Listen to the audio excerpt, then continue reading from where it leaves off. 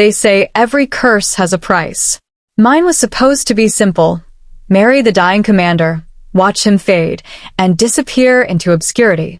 A forgettable Omega, a symbolic bride, a footnote in history. But when his hand touched mine, everything changed. The sickness that was killing him didn't just stop, it transferred. To me. And now I'm dying in his place, while he grows stronger with every breath I lose. The worst part? The ancient magic binding us together has awakened something inside me that should never have existed. Something that makes the pack elders whisper in fear. Something that makes even him look at me like I'm both his salvation and his damnation. My name is Celeste Morwen, and I have 30 days to break an unbreakable curse. Or become the sacrifice that saves a kingdom I never wanted to be part of. This is the story of how a broken Omega became a queen of shadows, and how a dying warrior became the only person who could save her. Chapter 1. The Bride of Ashes. The scent of dying embers filled the ceremonial hall, bitter sage and charred rosewood that couldn't mask the underlying stench of sickness. It was the smell of endings, of last rites, of a kingdom holding its breath. It was the smell of my wedding day. I walked the obsidian aisle alone, each footstep echoing like a funeral drum through the cavernous stone chamber. The ceremonial gown they'd dressed me in was heavy with silver embroidery, the ancient patterns of my bloodline, the Morwen crest, woven into every seam. It should have been an honor. Instead, it felt like a burial shroud. I was Celeste Morwen, last daughter of a fallen house, Omega without a wolf, and today I would become the commander's mate. A title that meant nothing. A bond that was meant to be temporary. The Silvercrest pack watched me with cold, calculating eyes. Not pity. They'd run out of that months ago when Commander Damien Thornridge had fallen ill. Not hope either. This ceremony was a formality, a political maneuver by the High Council to bind my family's dwindling resources to the pack's leadership before everything collapsed entirely. The whispers followed me like ghosts. Wolfless, Omega. Couldn't shift even at her first moon. What good is she to a dying commander? A symbolic bride for a man with one foot in the grave. They weren't wrong. I was 20 years old and had never felt the call of the shift, never heard the voice of a wolf in my mind, never experienced the euphoria of transformation that defined our kind. I was broken, incomplete, a Morwen in name only. And Damien Thornridge, he was a legend reduced to a shadow. The ceremonial dais loomed ahead, carved from a single massive piece of midnight granite. He stood there waiting, one hand gripping an iron staff that seemed to be the only thing keeping him upright. Even diminished, his presence commanded the room, a mountain weathered by storms, but still standing. Commander Damien Thornridge had once been the most feared warrior in the Northern Territories. Stories of his battles were told around fires, his name whispered with reverence and terror. He was the Thornridge heir, Alpha-born, trained from childhood to lead armies and protect borders. Now he was dying. The wasting sickness had started 6 months ago, a mysterious affliction that had silenced his wolf and drained his strength week by week. The pack healers were helpless. The shamans had no answers. And the High Council had decided that my family's bloodline, ancient and allegedly touched by old magic, might offer some symbolic comfort in his final days. They dressed it up with ceremony and tradition, but the truth was simple. I was a placeholder. A pretty tragedy to mark the end of an era.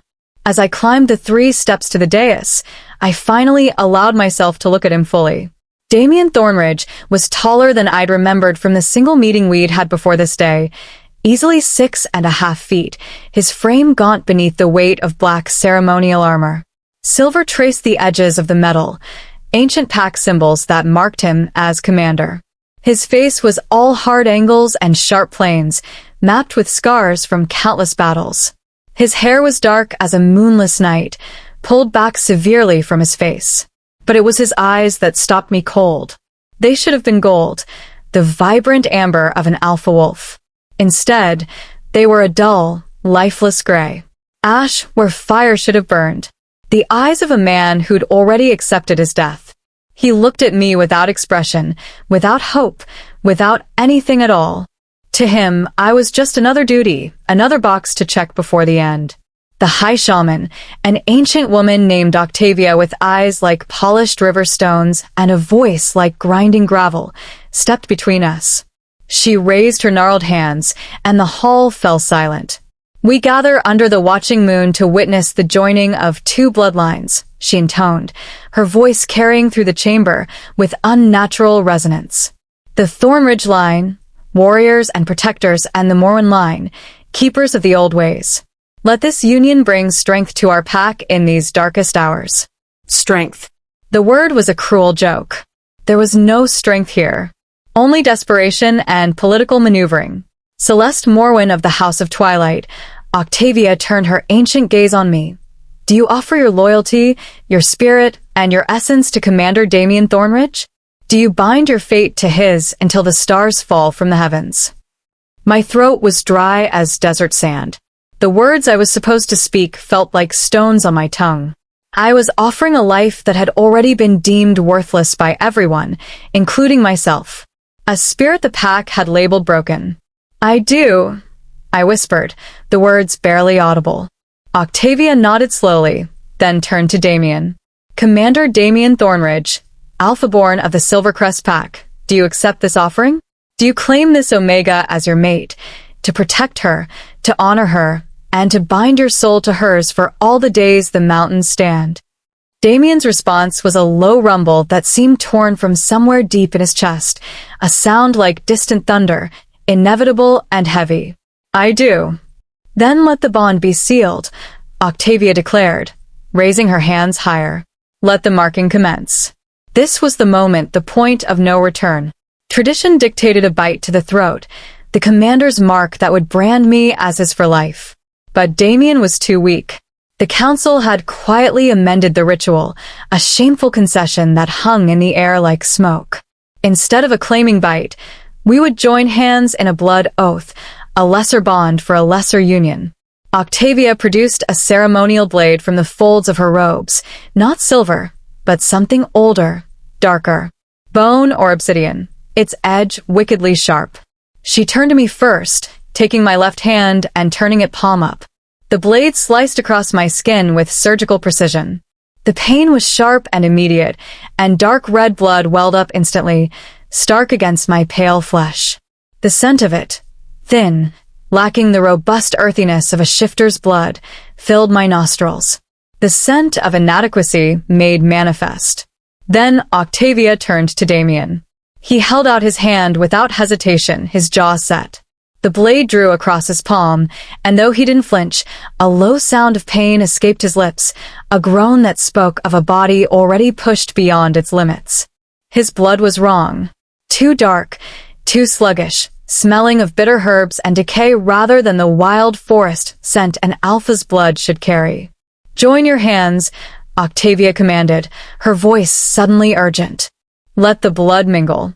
Let the ancient magic recognize the bond." My heart was hammering against my ribs like a caged bird desperate to escape. This was it, the final step. Once our blood touched, the bond would be sealed, and I would be bound to him until death. His death, which the healers said would come within weeks. I raised my trembling hand, blood dripping from my palm onto the black stone floor. Damien's gray eyes fixed on mine, holding a universe of resignation.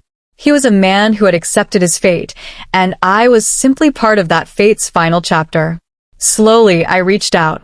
The space between our hands seemed to crackle with an energy I couldn't name, the air growing thick and heavy with anticipation. The entire pack held its collective breath. Octavia's eyes widened slightly, the first crack in her ancient composure.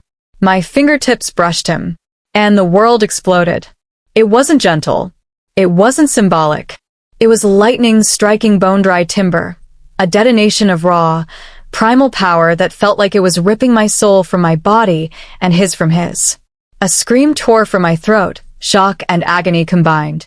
The air around us erupted with the scent of ozone and burning pine, so powerful it chased away the death smell instantly. Energy crackled across my skin like living electricity. But the true cataclysm was happening to him. Damien's body went rigid, a violent shudder racking his entire frame with such force, I heard his armor creak. The iron staff clattered to the floor with a deafening clang.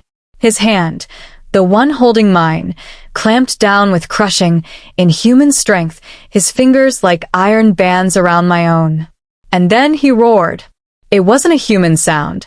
It was the deep, guttural snarl of a wolf, a massive, primal predator that had been caged and starved and was now suddenly, violently free. The sound reverberated through the stone chamber, shaking dust from the rafters. His eyes, those dead, gray eyes, ignited. The ash was consumed in an instant, replaced by blazing molten gold. The incandescent fury of a true alpha. They burned with a life and power that had been absent for months. So intense, I had to fight the urge to look away.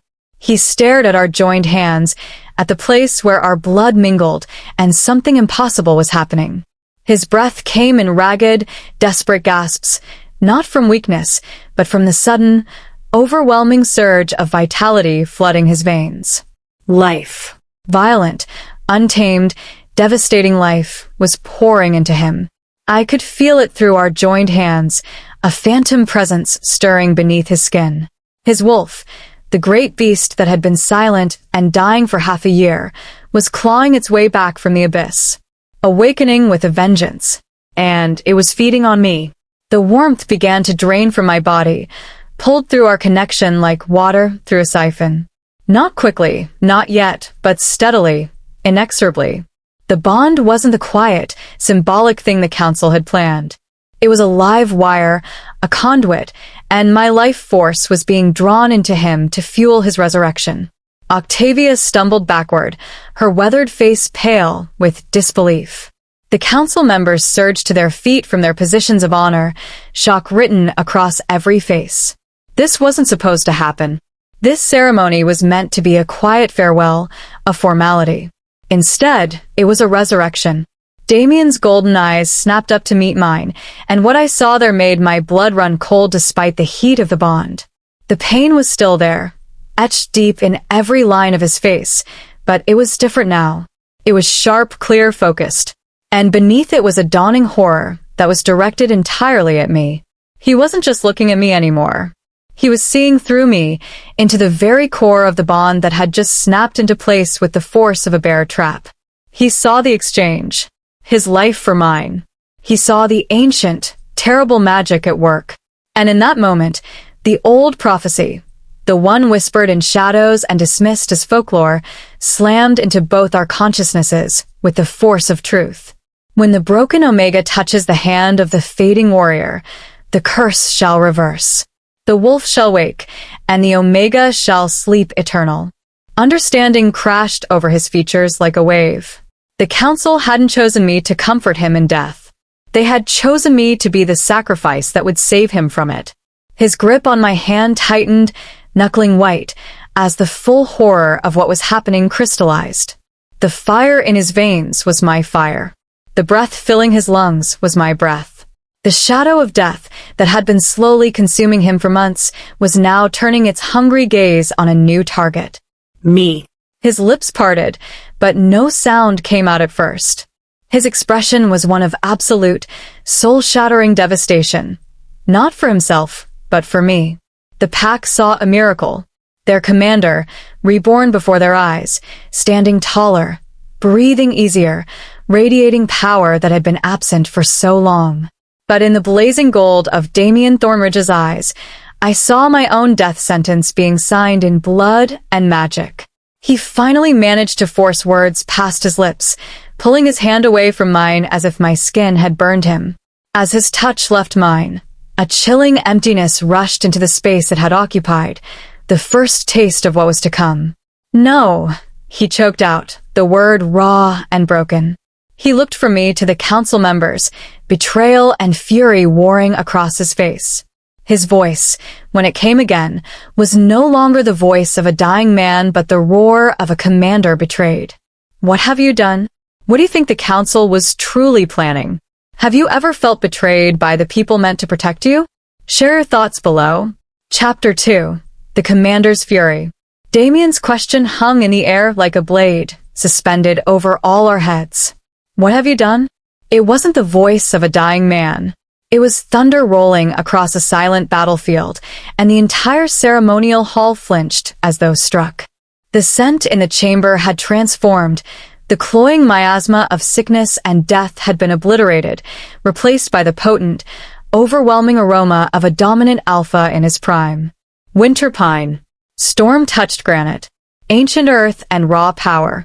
It was a scent that had been absent for so long that its sudden return was a physical shock to the system. Several of the younger pack members in attendance actually stumbled back, their wolves instinctively recognizing the presence of an apex predator. High Chancellor Brennan, the grizzled head of the council with a face like carved stone and eyes as cold as a winter lake, stepped forward.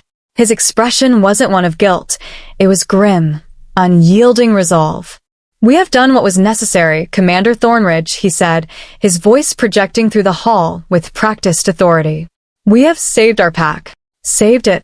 Damien's laugh was a harsh, terrifying sound that held no humor whatsoever. "You call this salvation? Tying my life to the destruction of an innocent? You've made me a parasite, a predator feeding on someone who cannot fight back." He took a step toward the council, and for the first time in a year, there was no weakness in his movement. There was only coiled, lethal strength, pure predatory power. The council members, even Brennan, instinctively took a step back. I stood frozen between them, the epicenter of the earthquake that was reshaping the room. The warmth from Damien's touch had vanished, leaving behind a cold that was now seeping deeper into my marrow. It was more than a physical chill. It was an encroaching emptiness, as if the color and vibrancy of the world were being slowly leached away, leaving only shades of gray. I looked down at my palm. The cut Octavia had made was already healing into a faint pink line, but the skin around it felt numb. Dead. A wave of dizziness washed over me, and I swayed. My vision tunneled at the edges, darkness creeping in from the periphery. The world tilted. "The legends were clear, Commander." Brennan pressed on, his voice strained but firm. He was projecting now, making sure the entire hall heard every word. "The Morwen bloodline carries a dormant essence in their wolfless omegas. That essence is pure life force, untethered to a beast. The prophecies spoke of a union that could reignite a dying alpha's flame. Yes, it has required a sacrifice. But one life to preserve the commander, and with him, the thousands of lives that depend on his strength. A sacrifice." He said it so easily, as if discussing a failed crop or a broken tool. Not my life that had been deemed worthless by everyone, including myself, was now suddenly valuable enough to be currency for a warrior's resurrection. The irony tasted like bile in my throat. I had spent my entire existence as a shadow, a disappointment to my family because I couldn't shift. They treated me as an absence, an empty space at the table, a daughter who'd brought them nothing but shame. And now they'd found a use for that emptiness. They were using my hollowness to fill his void. "You speak of prophecy and sacrifice, Brennan." Damien's voice dropped to a low, dangerous growl that raised every hair on my arms. "I speak of damnation. You have cursed me. You've bound my soul to a death sentence and not my own." His gaze flickered to me, and the raw fury in his golden eyes was momentarily eclipsed by something far more painful to witness, a profound, helpless agony. He could feel it. Through the bond, he could sense the life draining from me. He could probably smell it, a scent like fading moonlight, like the last breath of winter giving way to nothing. His wolf was fully awake now, a restless, powerful presence just beneath his skin. I could feel it through our connection, a low thrumming that vibrated in my own chest, even though I had no wolf of my own to answer it. The sensation was magnificent and terrifying. The wolf was tasting true vitality for the first time in months. It was drunk on the sudden surge of life, the strength returning to limbs that had been weak, the fire rekindling in blood that had run cold. And it was ravenous. It didn't understand the cost or consequences. It only understood that it was alive again, and it wanted more. It was drawing on me, pulling the very essence of my being through the newly forged bond. A slow, inexorable drain that I could feel with every breath. And there was nothing I could do to stop it. "She is your mate now, Commander." Another council member, Magistrate Helena, her voice trembling slightly, spoke up. "The bond is sacred. It is sealed. She is your Omega." "She is my prisoner," Damien snarled, his voice dropping to a pitch that made the torches along the walls flicker. "And I am her executioner." The world tilted again, more sharply this time. The ceremonial hall seemed to dim around the edges, the blazing torches shrinking to guttering flames. The murmur of the assembled pack became a distant, buzzing drone. The cold was settling into my bones now, a deep, profound weariness that felt ancient, eternal. I was 20 years old, but at that moment, I felt as though I had lived 1,000 lifetimes and was finally, mercifully fading into dust. My knees buckled. Before I could hit the stone floor, a hand shot out and clamped around my upper arm. It was Damien.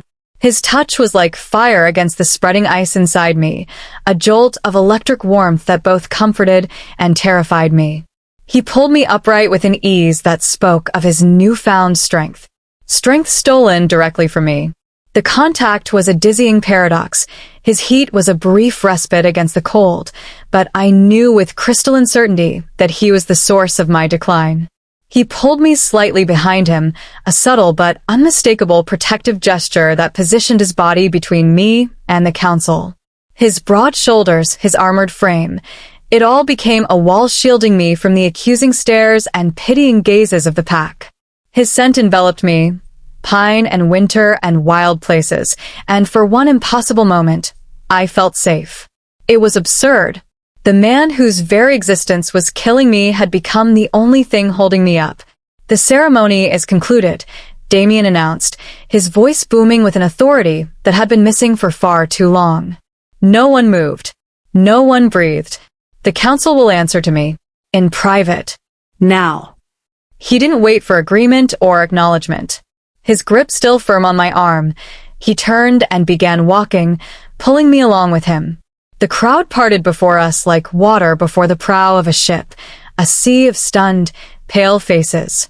Whispers erupted in our wake, a mixture of awe at their resurrected commander and a dawning, horrified understanding of the price that had been paid. I was no longer just the wolfless Omega, the broken daughter of a fallen house. I was the living sacrifice. And my slow walk down the aisle as a bride had been replaced by a swift march toward a different kind of grave. We left the ceremonial hall, plunging into the cold, torchlit corridors of the Thornridge Fortress. The stone walls here were older, darker, stained with centuries of smoke and blood. Every step was a monumental effort. The lethargy was getting worse, a heavy blanket being draped over my consciousness. Damien's pace didn't slow. He moved with the predatory grace of the warrior he'd been born to be, his long strides effortless and sure. I had to nearly run to keep up, my breath coming in short, shallow gasps that didn't seem to bring enough air. He didn't speak. The silence between us was thick with unspoken horrors, charged with the violent energy of the bond pulsing between us, like a second heartbeat. Through that connection, I could feel his wolf, curious, possessive, assessing me with predatory interest. It recognized me as its source of life, its mate, its Omega. And deep within my own wolfless soul, a tiny, forgotten part of me trembled in response to the sheer, overwhelming power of it. Finally, he stopped before a pair of massive iron-bound doors, dark oak reinforced with black iron, the handles shaped like snarling wolf heads. This was the entrance to his private quarters, the commander's sanctuary, a place that had been sealed since his illness had taken hold. He pushed one of the heavy doors open with a single hand, the ancient hinges groaning in protest. The sound echoed down the empty corridor like a death knell. He pulled me inside and released my arm. The door swung shut behind us with a deafening boom that seemed to shake the stone floor, plunging us into near darkness and a silence so profound it felt alive. The loss of his touch was immediate and brutal. The warmth vanished, and the cold rushed back in with renewed vengeance, more intense than before. I wrapped my arms around myself, shivering uncontrollably, though I knew the room itself wasn't cold. Damien moved through the darkness with the confidence of someone who knew every inch of his territory. He struck flint against steel, and a small flame sprang to life. He touched it to a large oil lamp, and warm golden light bloomed, pushing back the shadows. The commander's quarters were austere, more war room than living space. Stone walls are bare of decoration except for weapon racks holding swords, axes, and spears of various sizes. A massive desk was covered in maps and reports. A single large window, currently shuttered, faced what I knew was the training grounds. And in the corner, a bed, more a soldier's cot than anything luxurious, covered in furs. This was the den of a warrior, not a nobleman. Every surface was functional, purposeful, stripped of comfort or excess.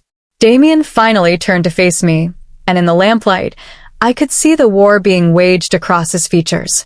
His jaw was tight, the muscles in his neck corded with tension. His hands, those strong, scarred hands, were clenched into fists at his sides. He was a man rebuilt, his body surging with stolen vitality, and his conscience was a battlefield. When he finally spoke, his voice was low and raw, scraped clean of all bravado and command. "How much can you feel?" The question was so direct, so devoid of preamble, that it took me a moment to find my voice.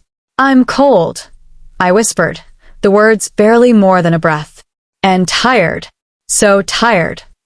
Something cracked in his expression, a fissure in the armor. He turned away from me, facing the shuttered window, his shoulders rising and falling with deep, controlled breaths. "It will get worse," he said, his voice flat with grim certainty. "The bond is active. My wolf is drawing from you. It doesn't know it's killing you." The words hung between us, a death sentence delivered with clinical precision. "What?" My voice cracked, and I had to swallow against the tightness in my throat. "What happened to me?" He was silent for a long moment. Then he turned back, closing the distance between us until he stood just a breath away. He was so tall I had to crane my neck to look up at him.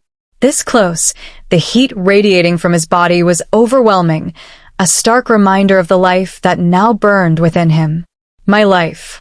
He lifted his hand slowly, as though approaching a wild animal, and his fingers came to rest gently against my cheek.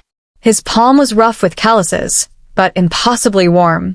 The touch was a fire against my ice-cold skin, and an involuntary shudder ran through me. It was the most tender gesture I had ever received. "The shadow that was feeding on me," he said softly, his thumb brushing across my cheekbone with heartbreaking gentleness, "has claimed you now. It will drain you slowly at first, then all at once. The healers." He paused, his jaw working. "They estimate you have weeks. Perhaps a month if you conserve your strength." A month. 30 days to fade into nothing. The tears I'd been holding back finally spilled over, tracing hot paths down my cold cheeks. I didn't make a sound. I'd been trained since childhood to show no weakness, to bear my shame with quiet dignity. But I couldn't stop the tears. "I didn't ask for this," he murmured, his voice thick with self-loathing that was terrifying in its intensity. "Celeste, I swear to you on my honor as commander, on my name as Thornridge, I did not know. I believed the ceremony was symbolic. I would never have agreed to this if I'd known." I believed him. The horror in his eyes was too real, too profound to be feigned. He was as much a victim of the Council's plot as I was, a weapon they'd loaded and fired without his consent. He let his hand fall away from my face, and the cold returned with a vengeance, more vicious than before. He stepped back, and I saw a vow being forged in the molten gold of his eyes. A vow of fire and iron and blood. "They have tied your death to my life," he said, his voice a low, resonant growl that vibrated through the floor beneath my feet. "A bargain I will not accept." He turned, pacing like a caged wolf, energy crackling around him. "There must be a way to undo this. To sever the bond before it kills you." He stopped, his hands clenching and unclenching at his sides. I will find it. I will tear this fortress apart stone by stone if I have to. I will hunt down every shaman, every healer, every scrap of ancient knowledge in this territory. He turned back to me, and his expression had shifted to something harder, more dangerous, a warrior's determination. I will not let you die for me, Celeste. Do you understand? I will not allow it. His eyes burned into mine, and the final words he spoke were not a promise, but an oath, a vow that sealed our fates together in a way the wedding ceremony never could. Even if it means I have to die in your place. The commander has sworn to save her, but can a bond sealed by ancient magic be broken? What would you do if saving someone meant sacrificing yourself? Drop your thoughts below. Chapter 3. The Blood Oath. Damien's oath, his willingness to die in my place, hung in the air between us like a sacred thing. But the moment of connection, of shared desperation, was fleeting. He stepped back from me, and I watched as the tormented man disappeared, replaced by the commander. His jaw set, his shoulders squared, his golden eyes hardening into something sharp and tactical. He was no longer just my fellow prisoner in this cursed bond. He was a strategist preparing for war. Guards. His voice wasn't a shout, but a low command that somehow penetrated the thick oak door as though it were paper. Within seconds, heavy boots thundered in the corridor outside. The door swung open, and two of his personal guards, wolves whose loyalty was to him alone, not the council, stood framed in the doorway. Their eyes widened almost imperceptibly as they took him in. They were seeing him truly for the first time in months. Standing tall, shoulders back, radiating the raw power of an alpha in his prime. No longer the wasting shadow they'd been helplessly watching fade. Commander, one of them, a scarred veteran named Marcus, stammered, his voice thick with emotion that might have been relief or awe or both. Light a fire in a hearth, Damien ordered, his words clipped and precise. Bring furs, blankets, food, and water. And send word to High Chancellor Brennan and the council. Tell them I will receive them here. Now.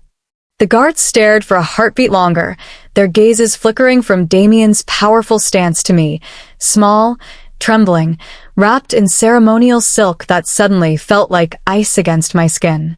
You heard me, Damien growled, a dangerous undercurrent in his tone that promised violence if they delayed. Yes, Commander. They snapped to attention with military precision, their shock replaced by ingrained obedience. They bowed low and vanished into the corridor. Damien turned his attention back to me. He didn't approach, maintaining a careful distance, as though I were made of spun glass that might shatter at a touch. You need warmth, he said, his voice practical, almost clinical, a stark contrast to the raw emotion of moments before.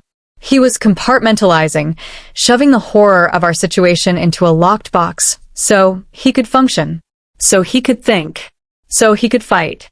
I could only nod. The effort it took to speak felt monumental, so I saved my strength. I watched as he moved through the room with restless, barely contained energy. His wolf was pacing just beneath his skin. I could feel it through the bond, tasting its newfound freedom and chafing against the invisible chains of our situation. The guards returned with remarkable speed, their movements efficient and silent.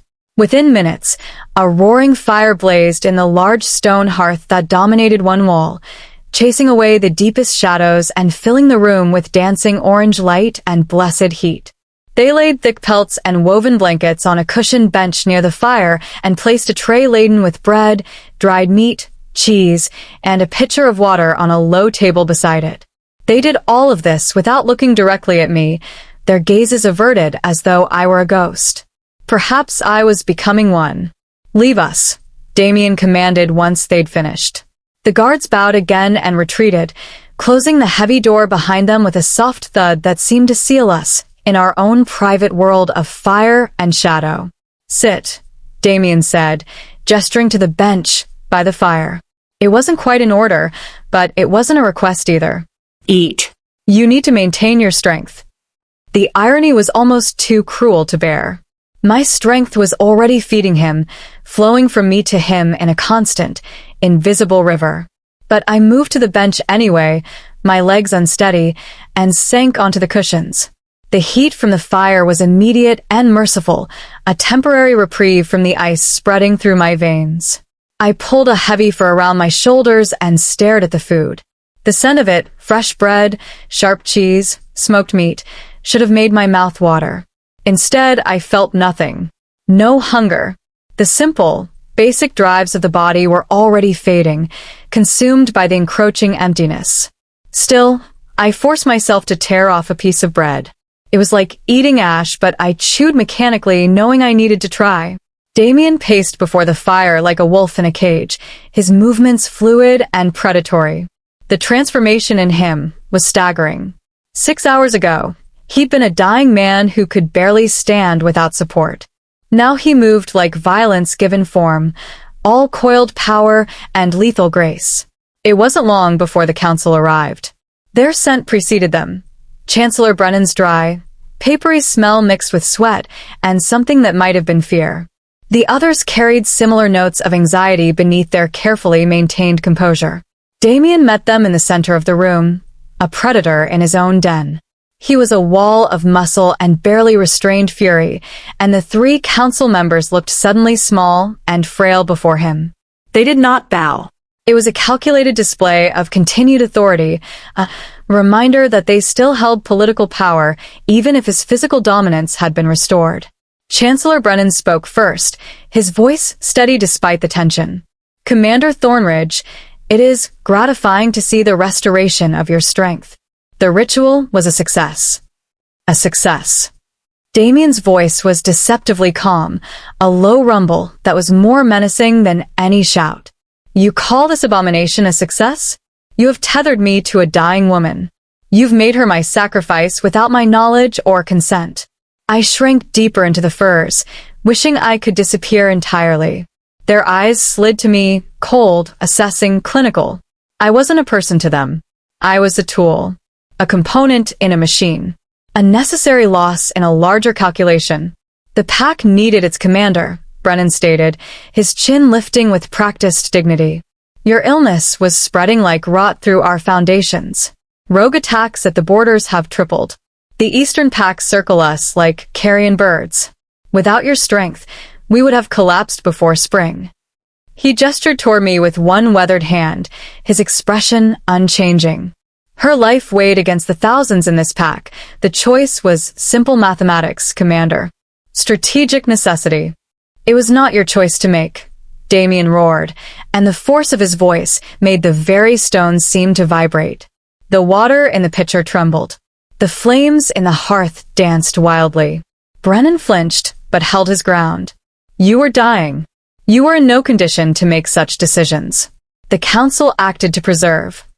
Her name is Celeste, Damien bit out, taking a menacing step forward. She is your Omega. She is my mate. And you sentenced her to death without trial, without voice, without mercy. She is a wolfless Omega from a disgraced bloodline. Magistrate Helena spoke up, her fear making her words cruel and sharp. She had no future, Commander. We gave her purpose. We gave her a noble end. A noble end. To fade away into nothing. To become a living battery for their commander. The bread I'd forced down turned to lead in my stomach. Damien's hands clenched into fists at his sides, his knuckles white with the effort of restraint. Through the bond, I felt his wolf surging forward, wanting to tear into them, to make them pay for what they'd done. But he held back. Barely. Her purpose is whatever she chooses, he said, his voice dropping to a low, dangerous growl that made the hairs on my arms stand up. Her end will not be as your sacrificial lamb.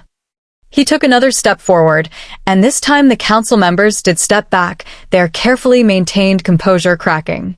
You invoked the old magic. The prophecy. You will tell me everything you know about it.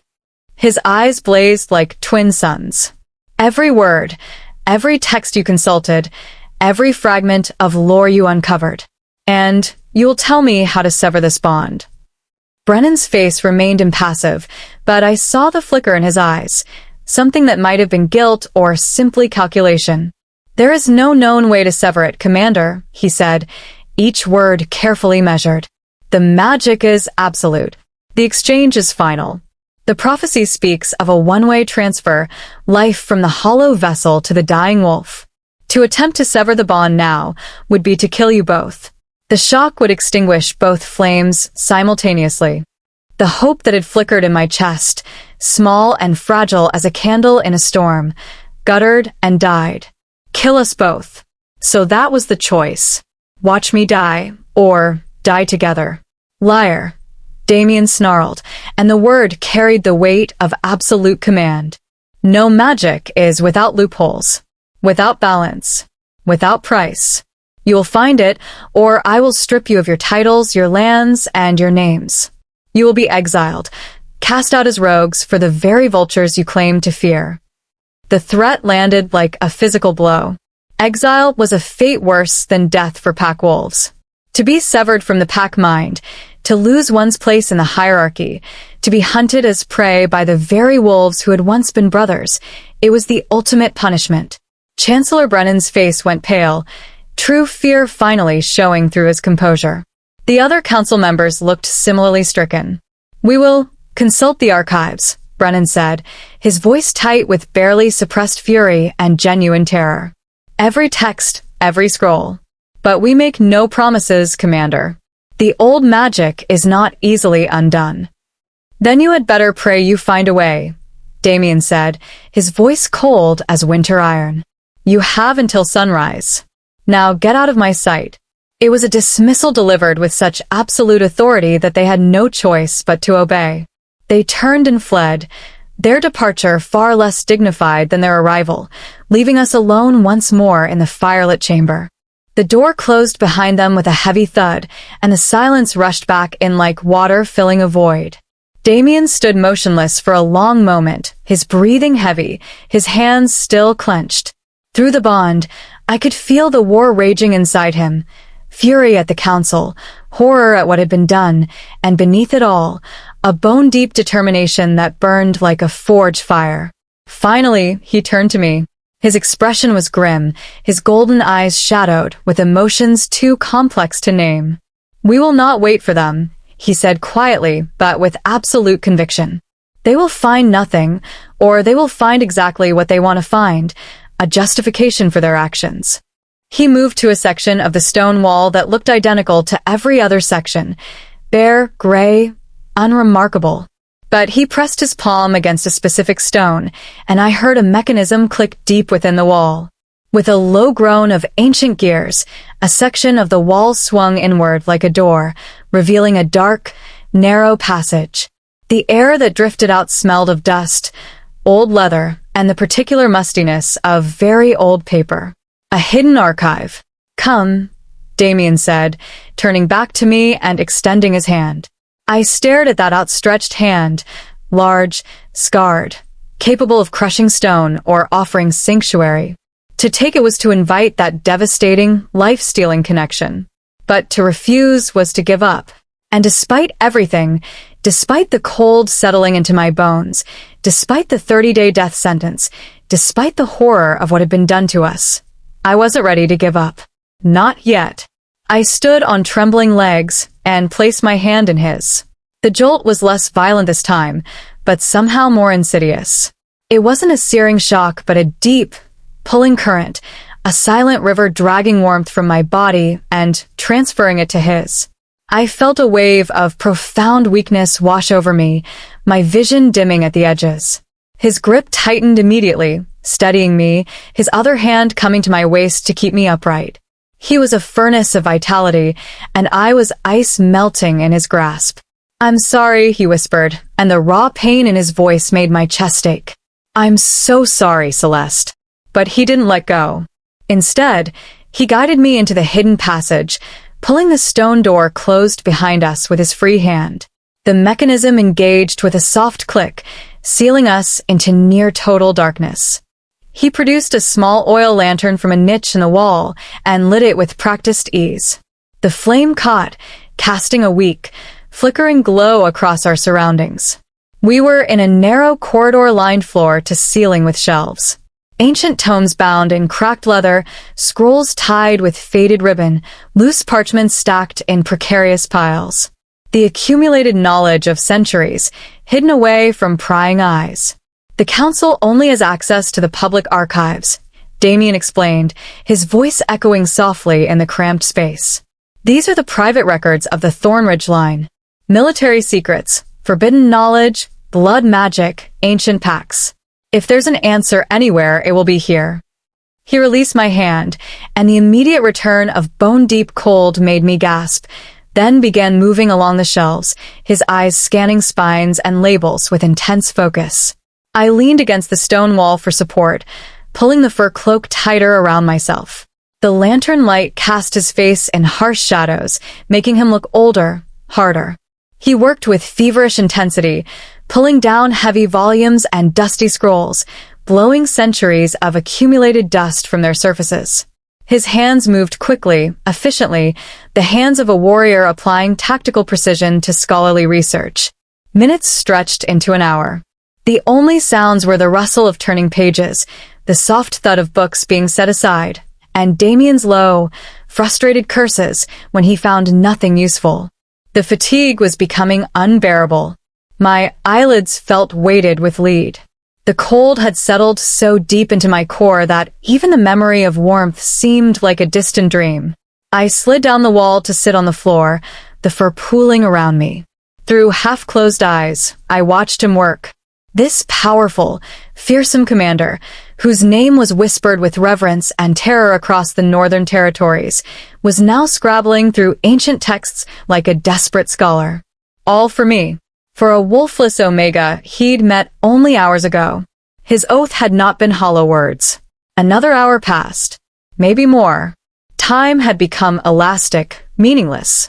"There's nothing," Damien finally said, and his voice carried a weight of despair I hadn't heard before. He slammed a massive tome shut, sending up a cloud of dust that glittered in the lantern light like dying stars. Blood magic, spirit bonds, ancient pacts, but nothing about severing a bond like this. Nothing about reversing the transfer.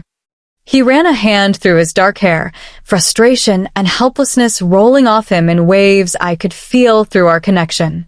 He turned to look at me, and his expression shifted immediately. The scholarly frustration was replaced by stark alarm. I must have looked worse than I felt. His eyes widened, and he crossed the small space in 2 strides, kneeling in front of me. Celeste. His hands hovered near my face, as though he wanted to touch, but was afraid of what it might cost. "How bad is it?" "Cold," I whispered. Even that single word felt like pushing a boulder up a mountain. So cold. His face contorted with anguish. Through the bond, I could feel his wolf, restless, confused, distressed. It didn't understand why its mate was suffering. It only knew something was wrong, and the instinct to protect, to fix, to heal was warring with the reality that it was the cause of her pain. And then something shifted. For a split second, so brief I thought I might have imagined it, the bond did something new. The constant one-way drain reversed just for a heartbeat.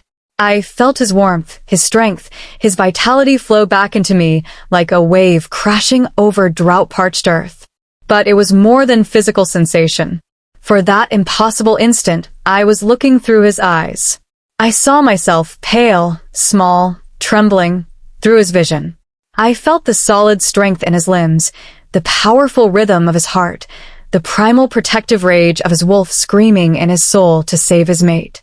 I smelled my own scent as he perceived it, faint, like winter jasmine beneath frost, fading with every passing moment.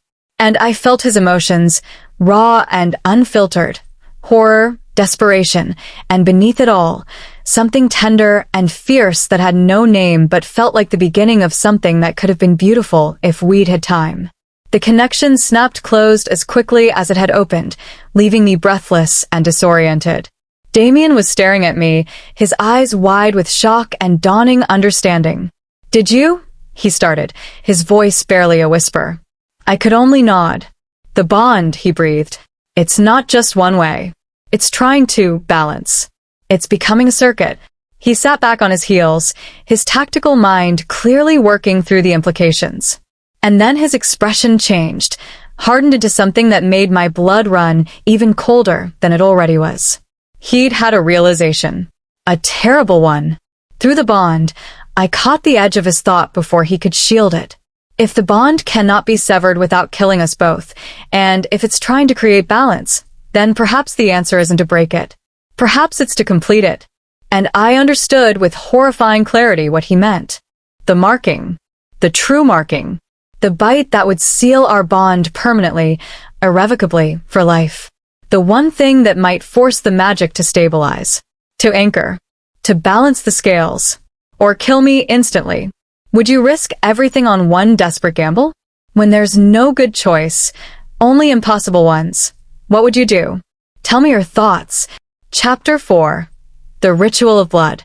The realization hung between us like a blade poised to fall. The marking. The true marking. Damien's face was a study in torment, hope and horror warring for dominance. He understood what completing the bond might mean, what it could potentially do. And he also understood what it would cost if it failed. No, I whispered, the word barely more than a breath. Damien, you don't know if it will work. The shock, it could kill me. You're already dying, he said, his voice raw and stripped of everything but brutal honesty.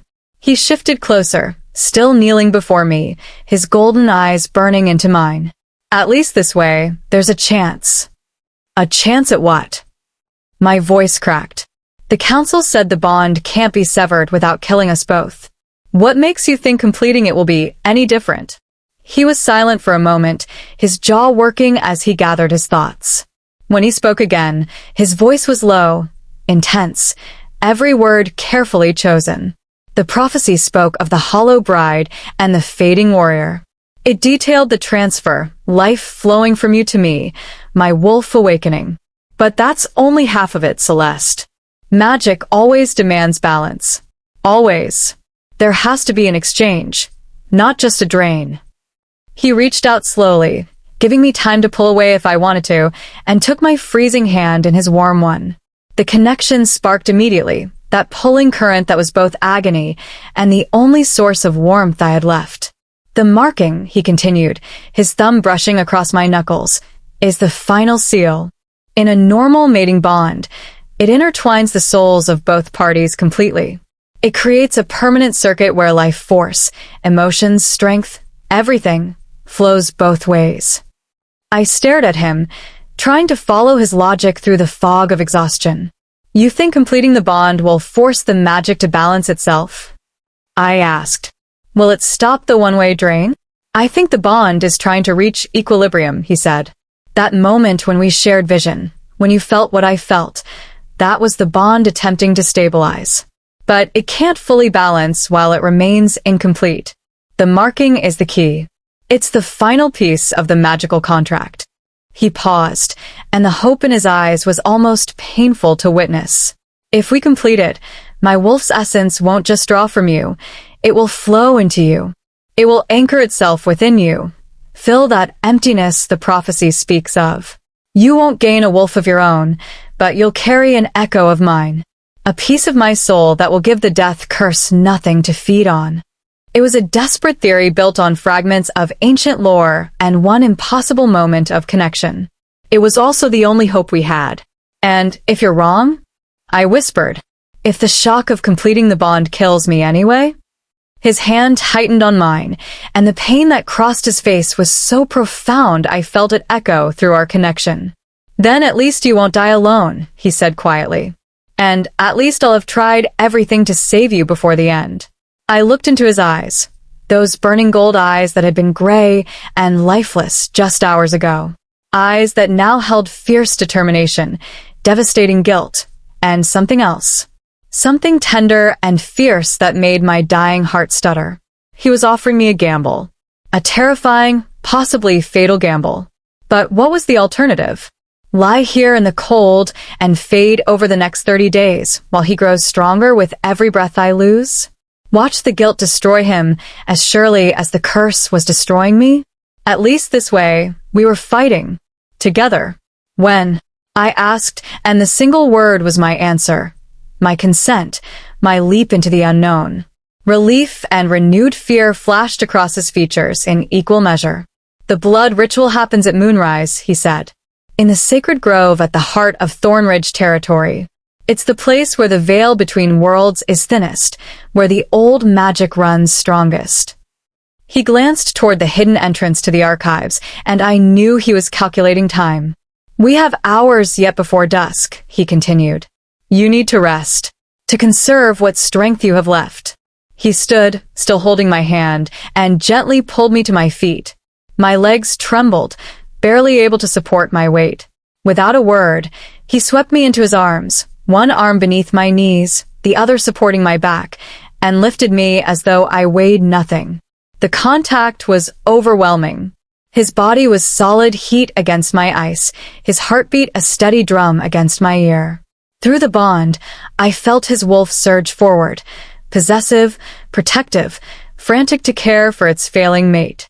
And I felt the drain increase. The constant pull of life from me to him intensified with the increased contact, and a wave of dizziness made the world tilt sickeningly. He felt it too. I knew he did because his arms tightened around me, and a low, anguished sound escaped his throat. I'm sorry, he whispered against my hair. Gods, Celeste, I'm so sorry. But he didn't let go. He carried me back through the narrow archive passage, back into his quarters where the fire still blazed warm and bright. He laid me carefully on the furred bench near the hearth and pulled heavy blankets over me, tucking them around my shivering form with surprising gentleness. Sleep, he commanded softly, brushing a strand of hair from my face with careful fingers. I'll be here. I won't leave you. I wanted to protest, to say I wasn't tired, but it would have been a lie. The exhaustion was a physical weight crushing down on me, and my eyelids were already drifting closed of their own accord. The last thing I was aware of before darkness claimed me was Damien settling into a chair near the fire, his golden eyes fixed on me with unwavering vigilance. A warrior standing guard over his fallen comrade. A mate watching over his dying Omega. I woke to the sensation of warmth on my face, not the warmth of the fire, but the fading golden light of late afternoon sun streaming through the now open shutters. For a disorienting moment, I couldn't remember where I was. Then it all came crashing back. The ceremony, the bond, the curse, the desperate plan. I sat up slowly, every movement requiring concentrated effort. The cold had settled deeper during my sleep, becoming a part of me. My fingers looked almost translucent in the sunlight, and when I held up my hand, I could see the delicate tracery of veins beneath the pale skin, a roadmap of life slowly draining away. You're awake. Damien's voice drew my attention. He was standing at the window, silhouetted against the dying light. He'd changed from his ceremonial armor into simple clothes, dark leather pants, and a loose linen shirt that did nothing to hide the powerful lines of his frame. He looked like he hadn't slept at all. How long? I asked, my voice hoarse. For hours, he replied, turning to face me. The sun will set soon. We need to prepare. As if summoned by his words, there was a soft knock at the door. Enter, Damien called. The door opened, and a young woman entered carrying a bundle of dark cloth. She kept her eyes downcast, but I caught the scent of fear and curiosity radiating from her. She was a pack, but low-ranking, an Omega servant. The ritual garment's commander, she said quietly, holding out the bundle. As you requested. Leave them and go, Damien ordered, not unkindly. She set the bundle on the desk, bowed quickly, and fled, closing the door behind her. Damien brought the bundle to me and unfolded it carefully. The garments were simple, a dress of deep midnight blue, so dark it was almost black, with long sleeves and a high collar. The fabric was soft, worn smooth by age and use. Ritual clothing, he explained, worn by mates during sacred bonding ceremonies. It's traditional. He laid it across the bench beside me, then stepped back, giving me privacy. I'll wait outside while you change, he said. Call when you're ready. He moved toward the door, but I stopped him with a word. Damien. He paused, his hand on the door handle, but didn't turn around. What if this doesn't work? I asked quietly. What if the marking kills me, and you're left bound to a corpse? His shoulders tensed, every muscle going rigid. When he finally spoke, his voice was low and rough with barely suppressed emotion. Then I'll follow you, he said simply. A bond doesn't end with death, Celeste. If you die, the part of me that matters will die with you. My wolf won't survive losing its mate. I won't survive it. He pulled open the door and stepped through without looking back, leaving me alone with his devastating words and the ritual dress. The dress fit perfectly, conforming to my frame as though it had been made for me. The fabric was surprisingly warm despite being thin, and I wondered what enchantments might be woven into it. I called for Damien, and he returned, now wearing his own ritual clothing, dark pants and a tunic of the same midnight blue, simple but somehow regal in its austerity. He looked every inch the commander, every inch the warrior-born alpha. His eyes swept over me, and something flickered in their golden depths, appreciation, sorrow, determination. It's time, he said. He offered his hand, and I took it, accepting the now familiar drain that came with his touch. Together, we left his quarters and walked through the fortress corridors. The pack members we passed stopped and stared. Word had clearly spread about what was happening. They knew their commander had been restored. They knew the price. And now they were seeing us walk toward the sacred grove, toward the completion of a bond that might save me or kill me. Their faces held a mixture of emotions: awe, fear, guilt, hope. We passed through the main gates and into the forest that bordered the fortress. The ancient trees here were massive, their trunks wider than 5 men could encircle, with linked arms. Moss hung from their branches like tattered curtains, and the air smelled of rich earth and growing things. Damien led me deeper into the woods, following a path that seemed to exist more in his memory than in any visible trail. His hand never left mine, our connection a constant hum of shared sensation. The sun was sinking below the horizon, painting the sky in shades of crimson and gold that filtered through the canopy in scattered beams. Finally, we emerged into a clearing. It was a sacred place. I felt it immediately. The air here was different, thicker somehow, charged with an energy that made my skin prickle. In the center of the clearing stood an ancient tree, larger even than the giants we'd passed. Its bark was pale as bone, almost luminescent in the fading light, and its branches spread like a vast canopy above us. A heartwood tree, sacred to wolf shifters, said to be a bridge between the physical world and the spirit realm. Damien led me to the base of the tree, and we stood facing each other. The last rays of sunlight were fading, giving way to the deep blue of twilight. And there, just visible on the horizon, the first edge of the full moon began to rise. The moonlight seemed different here, brighter, more focused. It painted everything in shades of silver and shadow. Damien's eyes caught the light and reflected it back, twin moons of burning gold. "Are you ready?" he asked softly. I wasn't. How could anyone be ready for this? But I nodded anyway. He reached into his tunic and withdrew a small dagger. Not the ceremonial bone blade from the wedding, but something older. The handle was carved from dark wood, and the blade itself was made of a black metal I didn't recognize. Not iron. Not steel. Something else. "Obsidian," he said, following my gaze. "Volcanic glass, forged by the first Thornridge Alpha. It's said to cut through more than just flesh.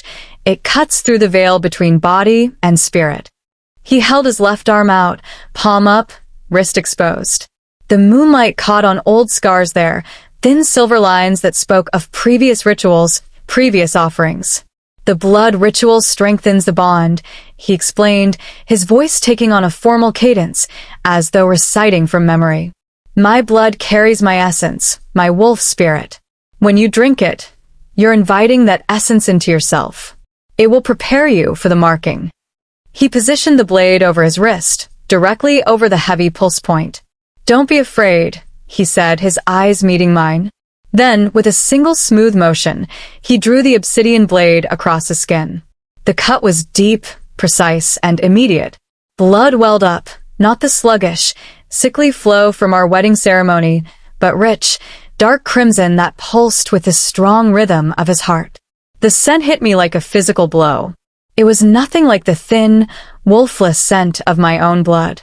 His was potent, intoxicating, ancient forests and winter storms, wild earth and raw power. It was the scent of the untamed, and it awakened something deep within me. A hunger, a desperate, primal thirst I'd never known existed. My body recognized what it needed. Life, warmth, strength. All the things that were draining away with every passing second. Damien held his bleeding wrist out to me, his eyes steady, unafraid. "Drink, Celeste," he commanded softly. "Take what you need." I stared at the wound, at the blood flowing freely, at the offering he was making. This was wrong, monstrous, unnatural.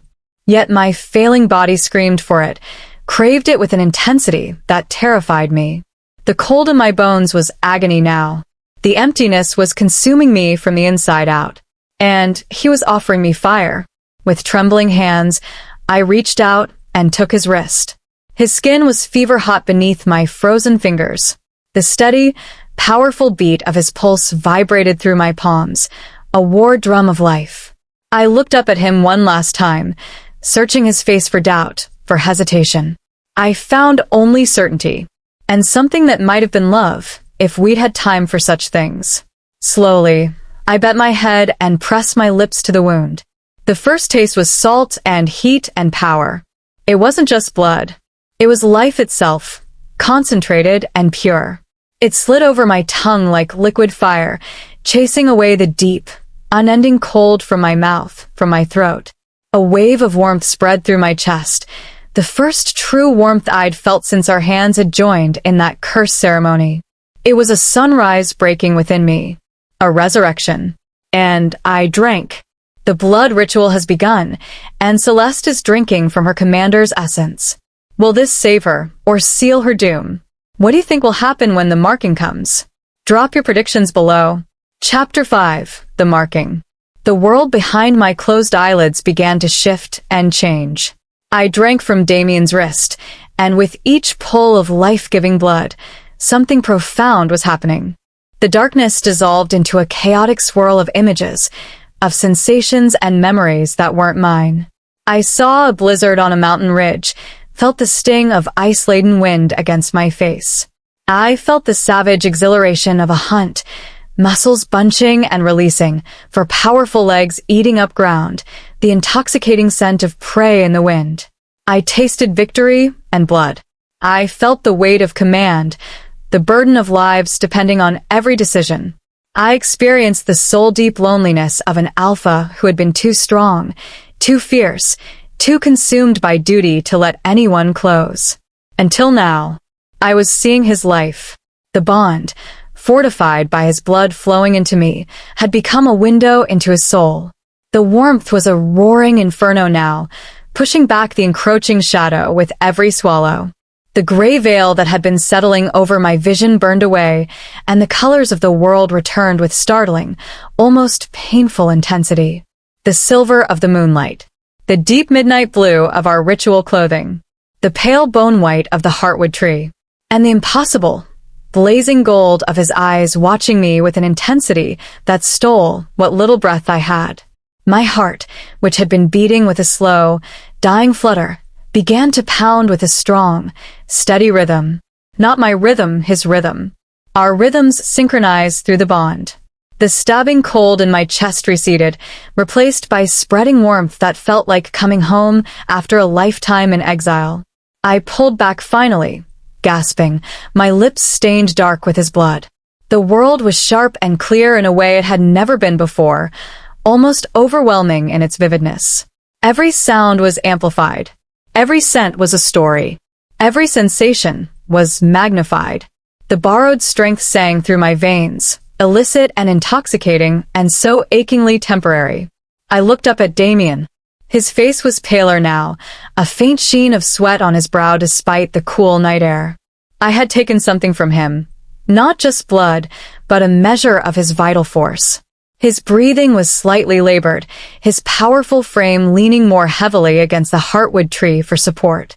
But his eyes, those molten gold eyes, burned with something that went beyond physical exhaustion.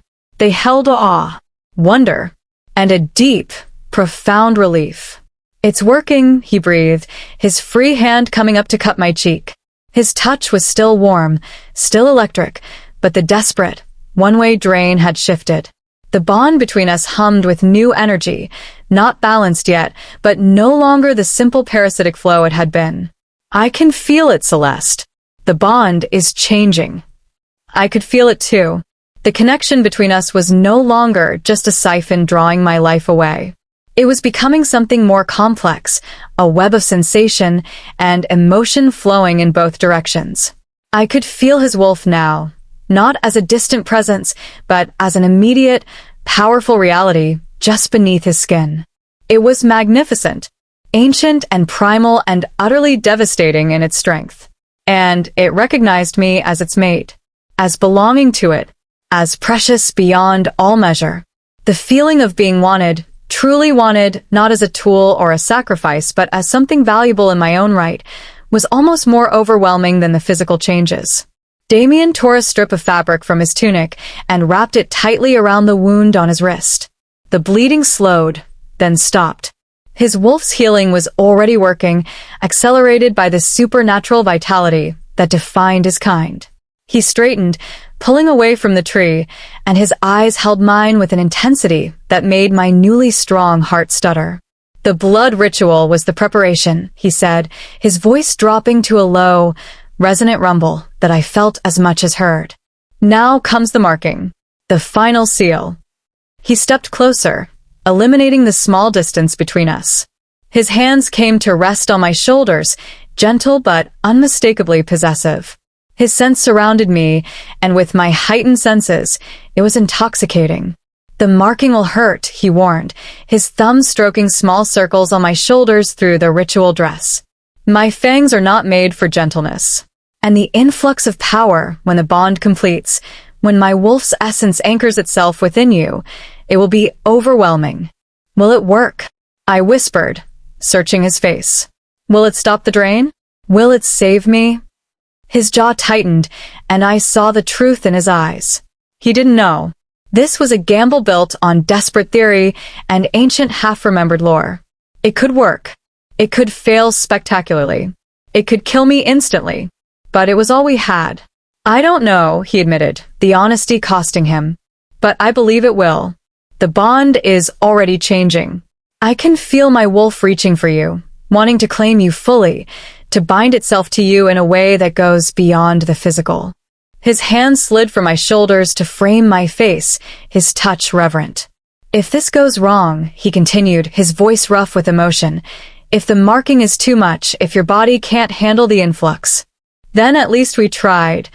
I interrupted, covering his hands with my own. "And at least I won't die alone in the cold, fading into nothing while everyone watches." Something fierce and tender flickered across his features.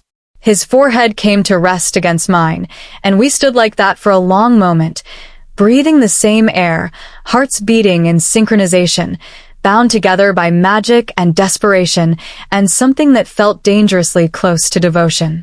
"I would have chosen you," he whispered against my skin. "If we'd had time, if this bond hadn't been forced upon us by the Council's machinations, I would have chosen you anyway, Celeste Morwen." The word struck something deep in my chest, a place that had been hollow and empty for so long I'd forgotten it existed. "And I would have chosen you," I whispered back, the truth of it surprising me. This fierce, damaged warrior who'd been willing to die rather than let me fade. This commander who'd spent hours searching ancient texts for a way to save a wolfless Omega he barely knew. In any world, in any life, I would have chosen you. His breath caught, and when he pulled back to look at me, his eyes were blazing with an emotion so intense it should have frightened me. It didn't. "Then let me mark you," he said, and it was both command and plea. "Let me complete this bond and give us a chance at the life we should have had." I tilted my head to the side, baring my throat in the ultimate gesture of trust and submission. An Omega offering her most vulnerable place to an Alpha. inviting the bite that would bind us for whatever life we had left. Damien's eyes tracked the movement, and I felt his wolf surge forward through our bond, eager, possessive, triumphant. This was what it had been waiting for. What every instinct demanded.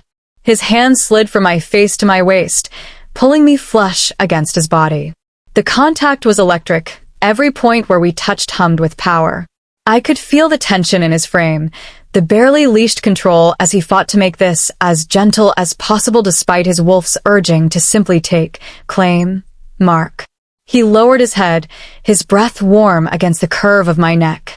His lips brushed against my pulse point, a soft, almost tender touch that made me shiver. "Forgive me," he whispered against my skin. And then I felt the sharp, shocking pressure of his fangs. They were not human teeth. They were the canines of a predator, elongated and wickedly sharp, designed to tear through flesh and sinew, to leave a permanent mark that would brand me as is for all time. The pain was immediate and intense, a burning, tearing sensation that made me cry out. My hands clutched at his shoulders, fingers digging into the fabric of his tunic as I tried to stay standing. But the physical pain was nothing compared to what came next. The bond exploded. It wasn't a gentle merging.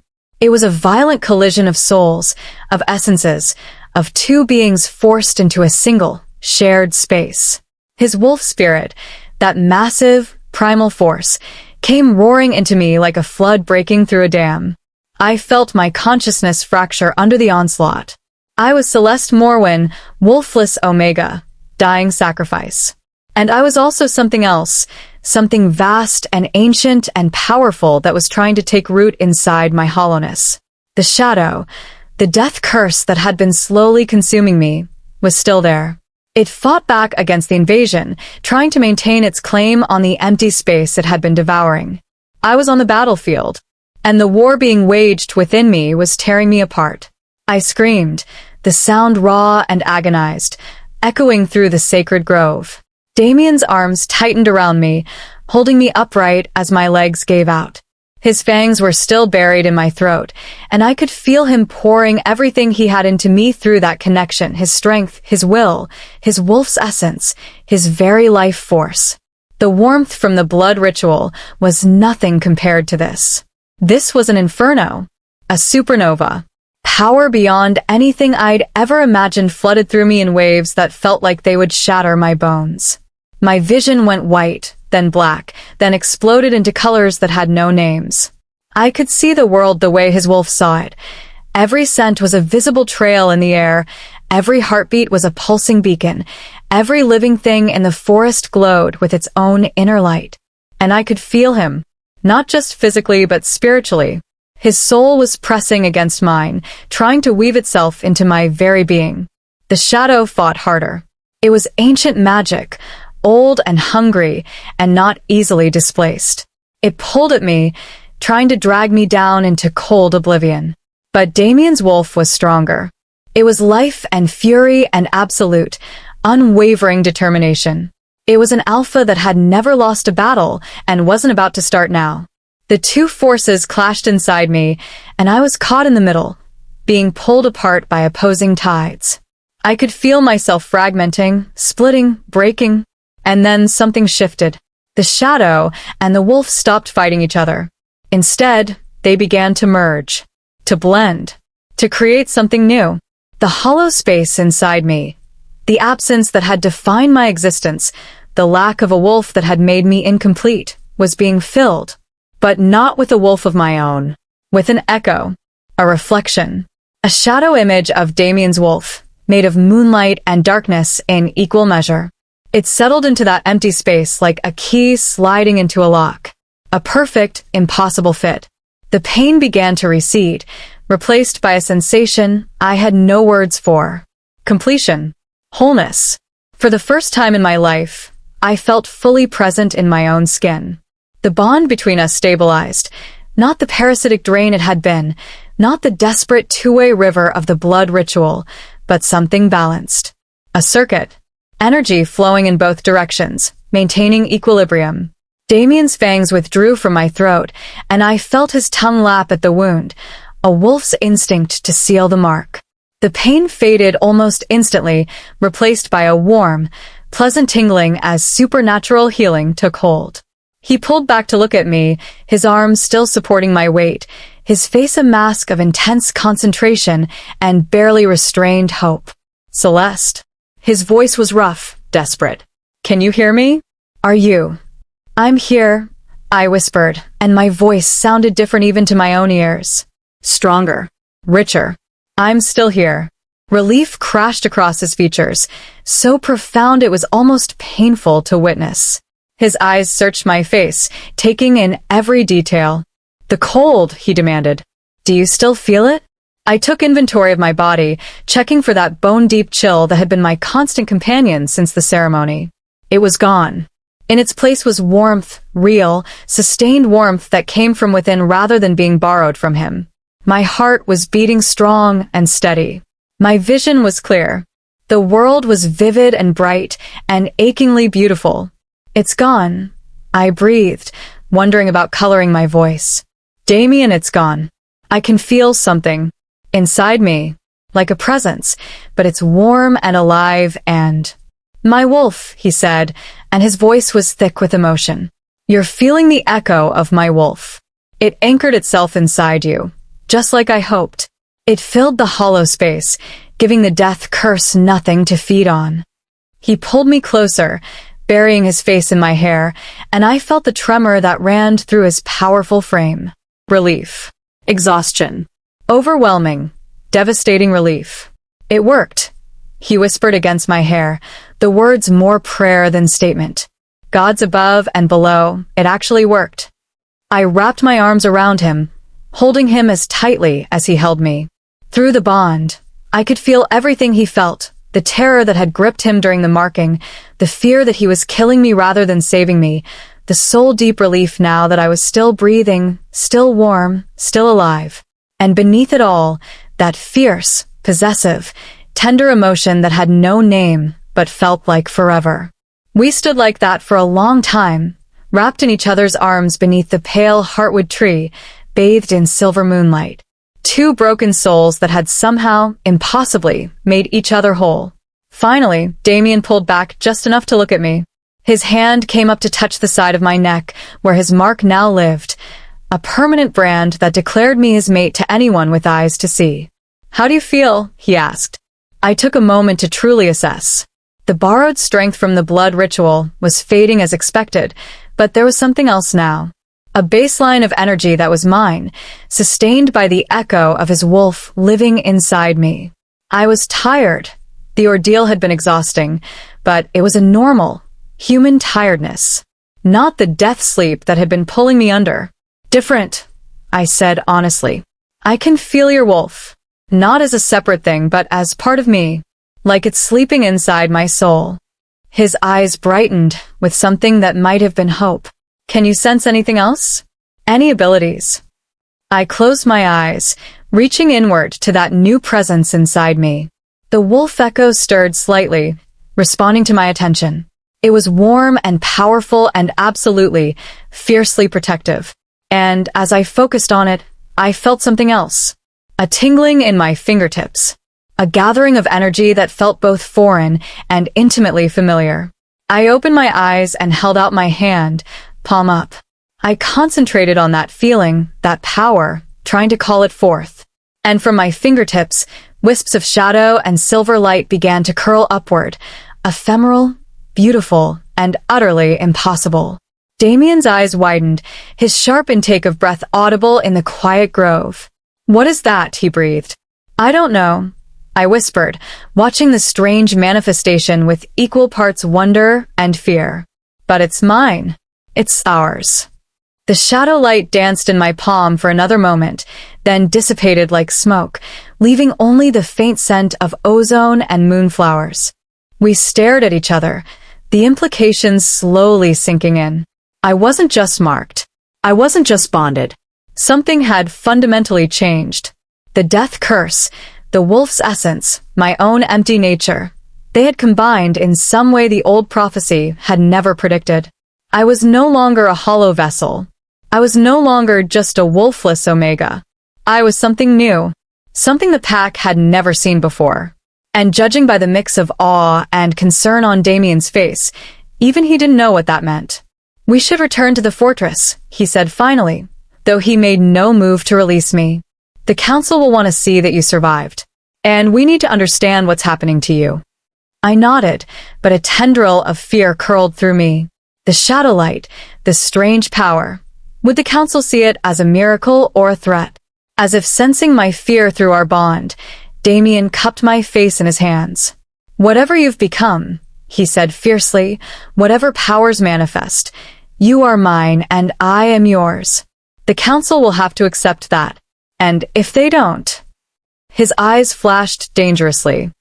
"Then they'll answer me. Celeste has survived the marking and gained mysterious powers. But what will the council do when they discover what she's become?" Share your theories below. Chapter 6. The Queen of Shadows.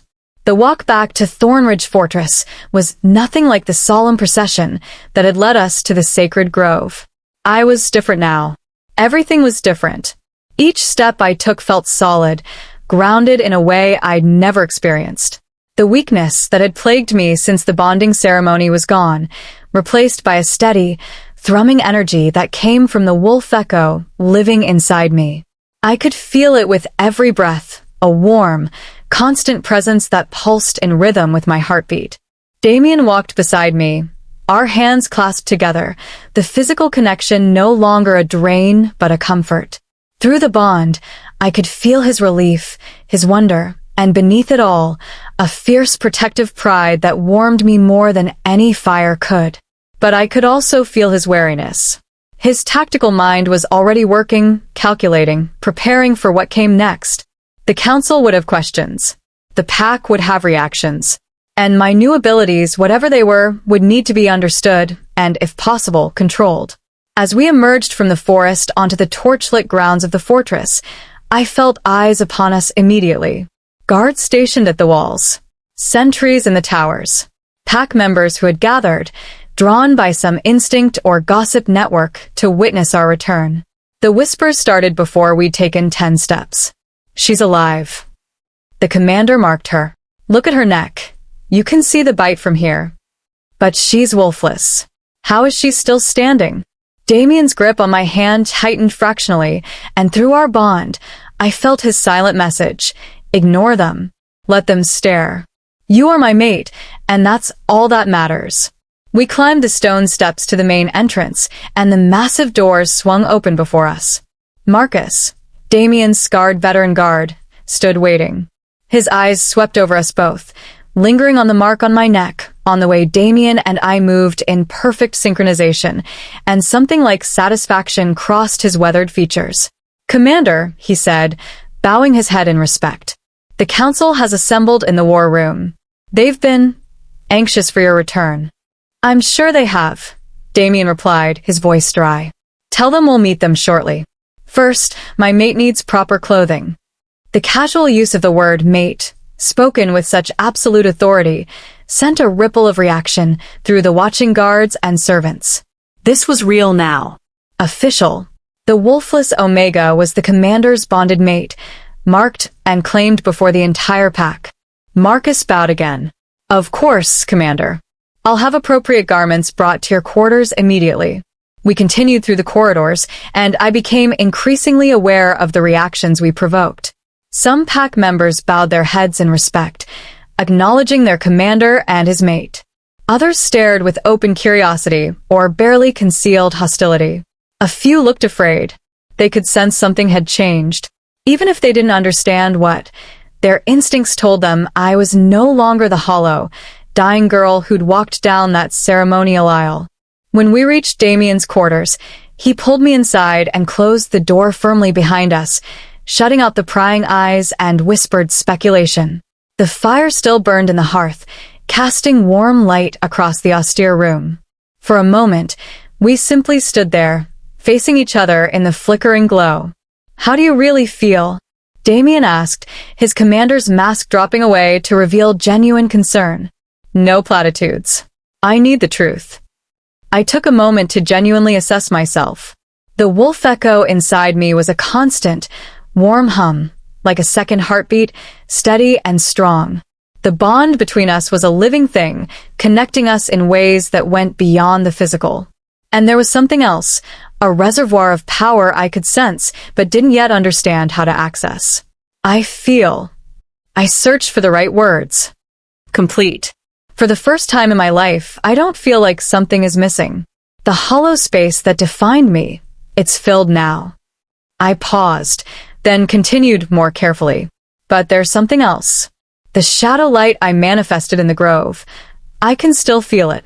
It's like a coiled spring inside me, waiting. And I don't know what will trigger it or what it might do. Damien nodded slowly, his tactical mind clearly working through the implications. We'll need to explore it, carefully and in private. The last thing we need is for you to accidentally unleash unknown power in front of the council. A knock at the door interrupted us. At Damien's command, a young female servant entered, carrying fresh clothing, not the simple ritual dress, but something befitting the commander's mate. A gown of deep forest green with silver embroidery. Elegant but practical. She kept her eyes downcast as she laid the garments on the bed, then quickly retreated. I changed behind a privacy screen, grateful to be out of the ritual dress. The new gown fit perfectly, conforming to my frame while allowing freedom of movement. When I emerged, Damien's eyes swept over me with clear appreciation. Beautiful, he murmured, then seemed to catch himself. But we have more pressing matters. Are you ready to face the council? I wasn't, but I nodded anyway. They'll want answers we don't have. Then we'll give them what we do know, and make it clear that the rest is none of their concern. His voice hardened. They orchestrated this situation. They can live with the consequences. He offered his arm, and I took it. Together, we left his quarters and made our way through the fortress to the war room. The war room was exactly what its name suggested, a large chamber dominated by a massive table carved from a single piece of dark wood. Maps covered the walls, marked with territorial boundaries and threat assessments.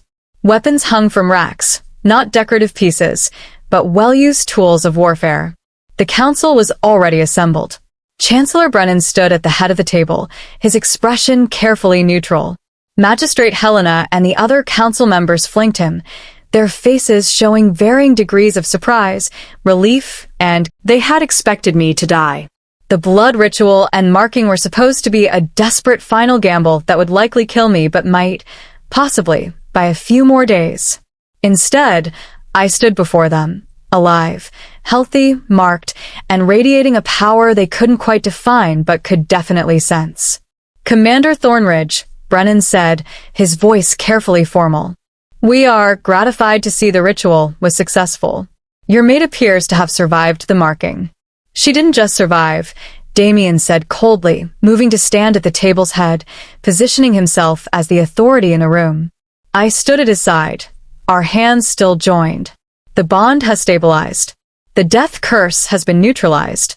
Celeste is no longer dying. A ripple of reaction moved through the council members. Relief from some, but also fear and suspicion from others. How is that possible? Magistrate Helena asked, her voice sharp with barely concealed anxiety. The prophecy was clear. The hollow bride's life would feed the dying warrior. There was no mention of reversal or survival. Prophecies are not instruction manuals, Damien said, his voice cutting. They're glimpses of possibility, not immutable law. The marking completed the bond in ways your incomplete research never predicted. He turned his golden gaze on Brennan specifically.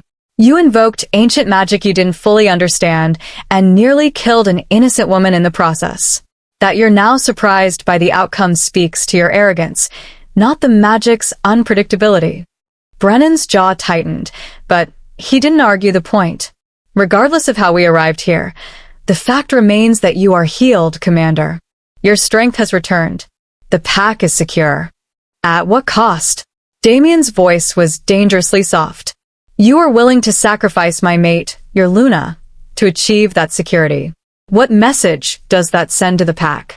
That we protect our own only when it's convenient? That some lives matter less than others? She was Wolfless, Another council member, Elder Thorn, spoke up, his voice defensive. A genetic dead end from a fallen house. Her sacrifice would have served the greater good. The temperature in the room seemed to drop 10 degrees. Through our bond, I felt Damien's rage spike, white-hot and barely controlled. "She is your Luna," he said, each word sharp as a blade. "Marked, bonded, and mine. And if I ever hear you refer to her as a genetic dead end again, Elder Thorn, I will personally ensure you understand what it means to displease an alpha in his prime." Thorn went pale and took an involuntary step back. Brennan intervened quickly, clearly trying to de-escalate before violence erupted. "Peace, Commander. We acknowledge your mate's value. The question now is, what comes next? Your strength is restored, but there are still threats at our borders. The rogue packs have been testing our defenses daily. The Eastern Alliance is watching for any sign of weakness." He gestured to the maps on the walls, marked with red indicators showing threat positions. "We need you operational, Commander. The pack needs its protector back in full capacity." Damien studied the maps, and I felt his mind shift gears, from outraged mate to tactical commander in the space of a heartbeat. "What's the current situation?" he asked, his voice becoming clipped and professional. Brennan moved to the main map, pointing to several red marks along the northern border. 3 rogue packs, emboldened by your absence. They've been conducting raids on outlying farms and testing our patrol routes. Yesterday, they killed 2 of our scouts. His finger moved to the eastern edge of the map. "And the Iron Paw Alliance has massed forces here, just beyond our treaty line. They haven't crossed yet, but their presence is a clear provocation. They're waiting to see if we're weak enough to challenge." Damien's eyes narrowed, scanning the tactical situation with the focus of a born warrior. "Patrol strength?" "Reduced to 70% capacity." Marcus spoke up from his position near the door. "We've lost warriors to injuries, and others are stretched thin, covering multiple positions." "Mobilize the reserve forces," Damien ordered immediately. "Double the northern patrols and establish a rapid response unit here." He pointed to a position on the map, where they can support either the northern or eastern sectors within an hour's run. He continued issuing orders, his voice carrying absolute authority. The council members listened, occasionally nodding, their earlier hostility temporarily set aside in the face of real military necessity. I watched him work, feeling a strange sense of pride. This was what he'd been born to do: protect his pack, outthink his enemies, command with absolute confidence. The illness had stolen this from him, and now he had it back. Because of me. Because of the cursed bond that had nearly killed me but had ultimately saved us both. As the tactical discussion continued, I felt something shift in the air. A prickling sensation at the base of my skull. The wolf echo inside me stirred, suddenly alert. Something was wrong. Through the bond, I reached out to Damien, not with words but with feeling. Danger. Something's coming. His eyes flicked to me, seeing the tension in my posture, and through our connection, he understood immediately. "Marcus," he said sharply, cutting off mid-sentence about patrol rotations. "What's the current security status of the fortress itself?" Marcus frowned, clearly confused by the sudden change in topic. "Standard watch, Commander. For guards at each entrance, sentries in the towers, patrol routes." A howl shattered the night. Long, mournful, and far too close. It came from inside the fortress walls. Everyone in the war room froze. That howl wasn't a greeting or a call to assembly. It was a battle cry. "We're under attack," Damien snarled, and the warrior took over completely. "Marcus with me. The rest of you, get to the armory and prepare defensive positions." But before anyone could move, the door to the war room exploded inward. Not opened, exploded. Wood splintered and metal twisted as something massive and impossibly strong tore through the reinforced barrier, as if it were paper. A wolf stood in the ruined doorway. But this was no pack wolf, no guard or sentry. This was enormous, easily twice the size of any natural wolf, with matted fur the color of dried blood and eyes that glowed with an unholy yellow light. A corrupted wolf. A creature twisted by dark magic or madness into something monstrous. And it wasn't alone. Behind it, I could hear more howls, more sounds of destruction echoing through the fortress corridors. The attack wasn't at our borders. It was here, inside our walls. Someone had let them in. The corrupted wolf's glowing eyes swept the room, taking in the assembled council members, the guards reaching for weapons. And then its gaze locked on me. Recognition flickered in those mad eyes. Not recognition of me as a person, but recognition of what I carried. The shadow light, the merged essence of death magic and wolf spirit. It smelled power, and it wanted it. The creature lunged. Everything happened in slow motion and lightning fast simultaneously. Damien moved to intercept, his body shifting mid-motion, bones cracking, muscles reshaping, for sprouting. His full wolf form erupted forth, a massive black beast with eyes of burning gold, easily matching the corrupted wolf in size. They collided midair, a thunderous impact of fang and claw. But the corrupted wolf had brought friends. Two more burst through the ruined doorway, their eyes fixed on the chaos. Guards drew weapons. Council members scattered. And I stood there, frozen, as one of the corrupted wolves broke away from the main fight and charged directly at me. The wolf echo inside me surged to life, responding to the threat with primal instinct. My hands came up defensively, and the shadow light erupted, no longer just wisps and threads, but a wave of concentrated power that exploded from my palms. It hit the charging wolf like a physical force. The creature yelped, its momentum arrested mid-leap, and crashed to the ground. But unlike a physical blow that would have simply knocked it down, this was different. The wolf convulsed, its body spasming as the shadow light wrapped around it like living chains. Where the power touched, the corruption began to burn away, literally sizzling and evaporating like mist under harsh sunlight. The creature's howl turned from aggressive to agonized. Everyone in the room, those who weren't actively fighting for their lives, stopped and stared. I stared too, shocked by what I'd done, by the power that had answered my desperate need to protect myself. The corrupted wolf collapsed, the madness fading from its eyes as the corruption was purged. What remained was just a wolf, normal-sized, exhausted, and utterly confused about where it was or how it had gotten there. Silence fell, broken only by heavy breathing and the crackle of flames where torches had been knocked over. Damien, still in his massive wolf form, turned his golden eyes on me. Through the bond, I felt his shock, his concern, and beneath it, his fierce pride. I had just wielded power that should not exist. Power that no Wolfless Omega should possess. And every single person in that room had witnessed it. Chancellor Brennan found his voice first, though it came out strained and uncertain. What are you? I looked down at my hands, still glowing faintly with residual shadow light, and then back at the room full of staring faces. I don't know, I whispered honestly, but I think we're about to find out. Celeste has revealed her power to the entire council, and the fortress is under attack. Who let the corrupted wolves in, and what do they want with her? Drop your theories below. Chapter 7. Betrayal and Shadows. The chaos in the war room settled into a tense, electric silence. Damien shifted back to human form, a fluid transformation that left him standing naked and magnificent in the firelight, utterly unbothered by his state. Marcus immediately moved forward, offering a cloak that Damien wrapped around himself without breaking eye contact with the room. The two corrupted wolves he'd been fighting lay dead, their throats torn out with brutal efficiency. The third, the one I'd purged, lay unconscious on the stone floor, its breathing shallow but steady. And every eye in the room was on me.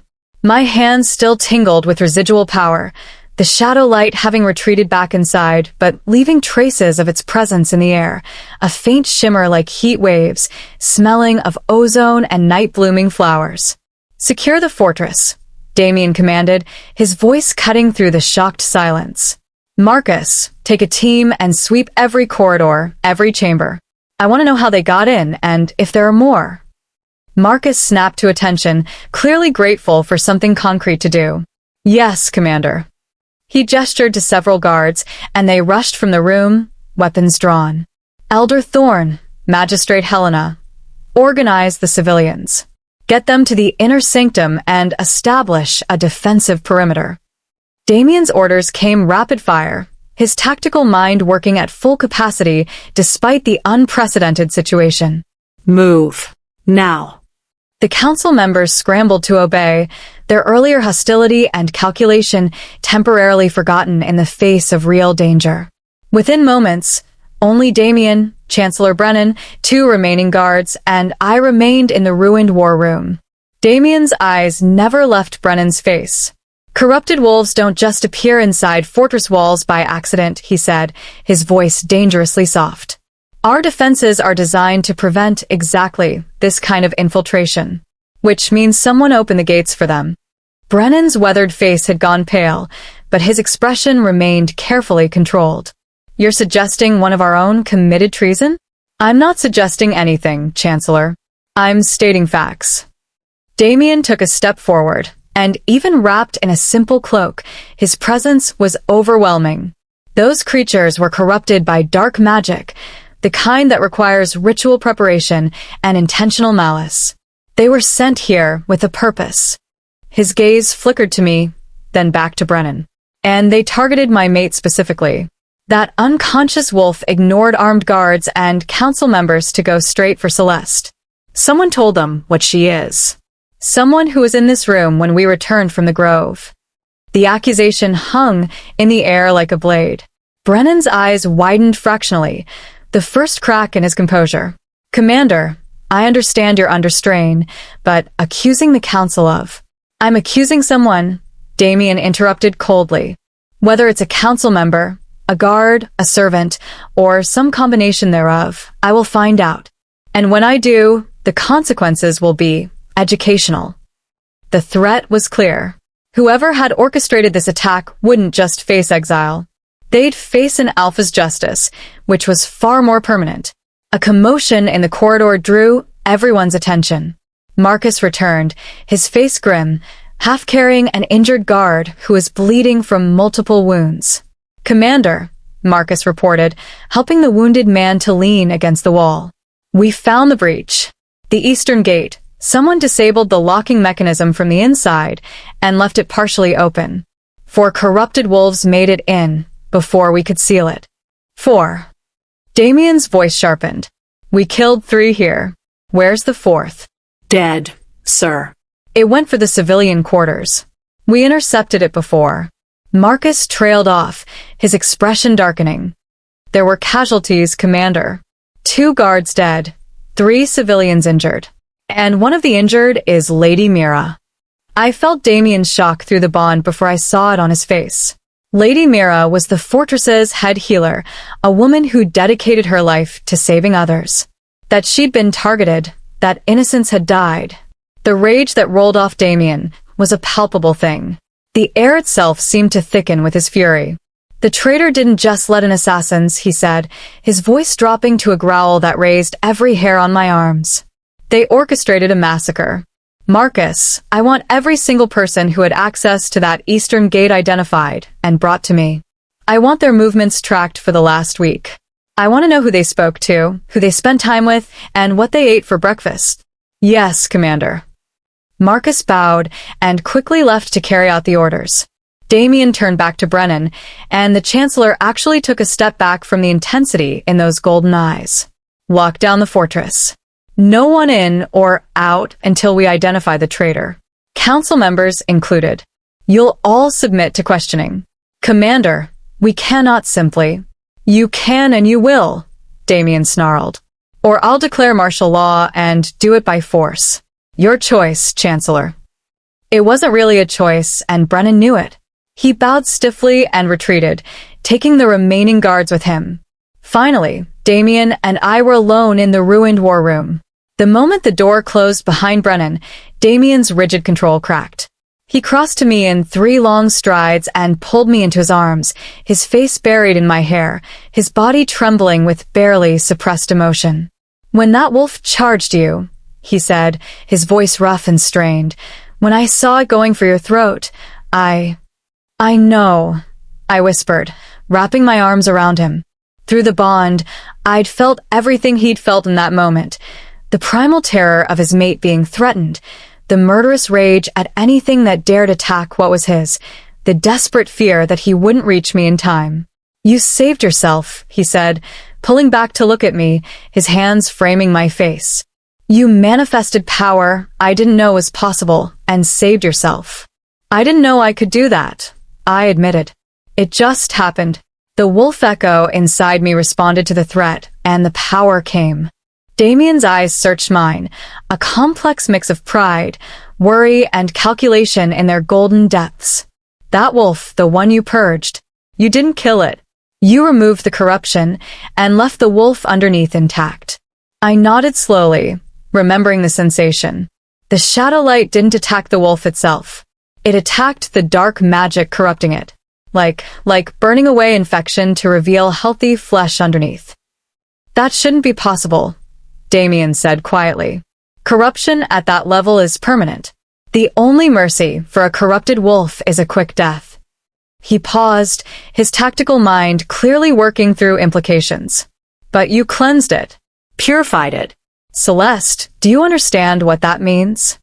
I wasn't sure I did. The power had acted on instinct, on desperate need to protect myself. I hadn't consciously controlled it or understood what it was doing. "It means," Damien continued, his voice taking on an edge of something that might have been awe or concern, "that you wield a power that can counter dark magic at its source.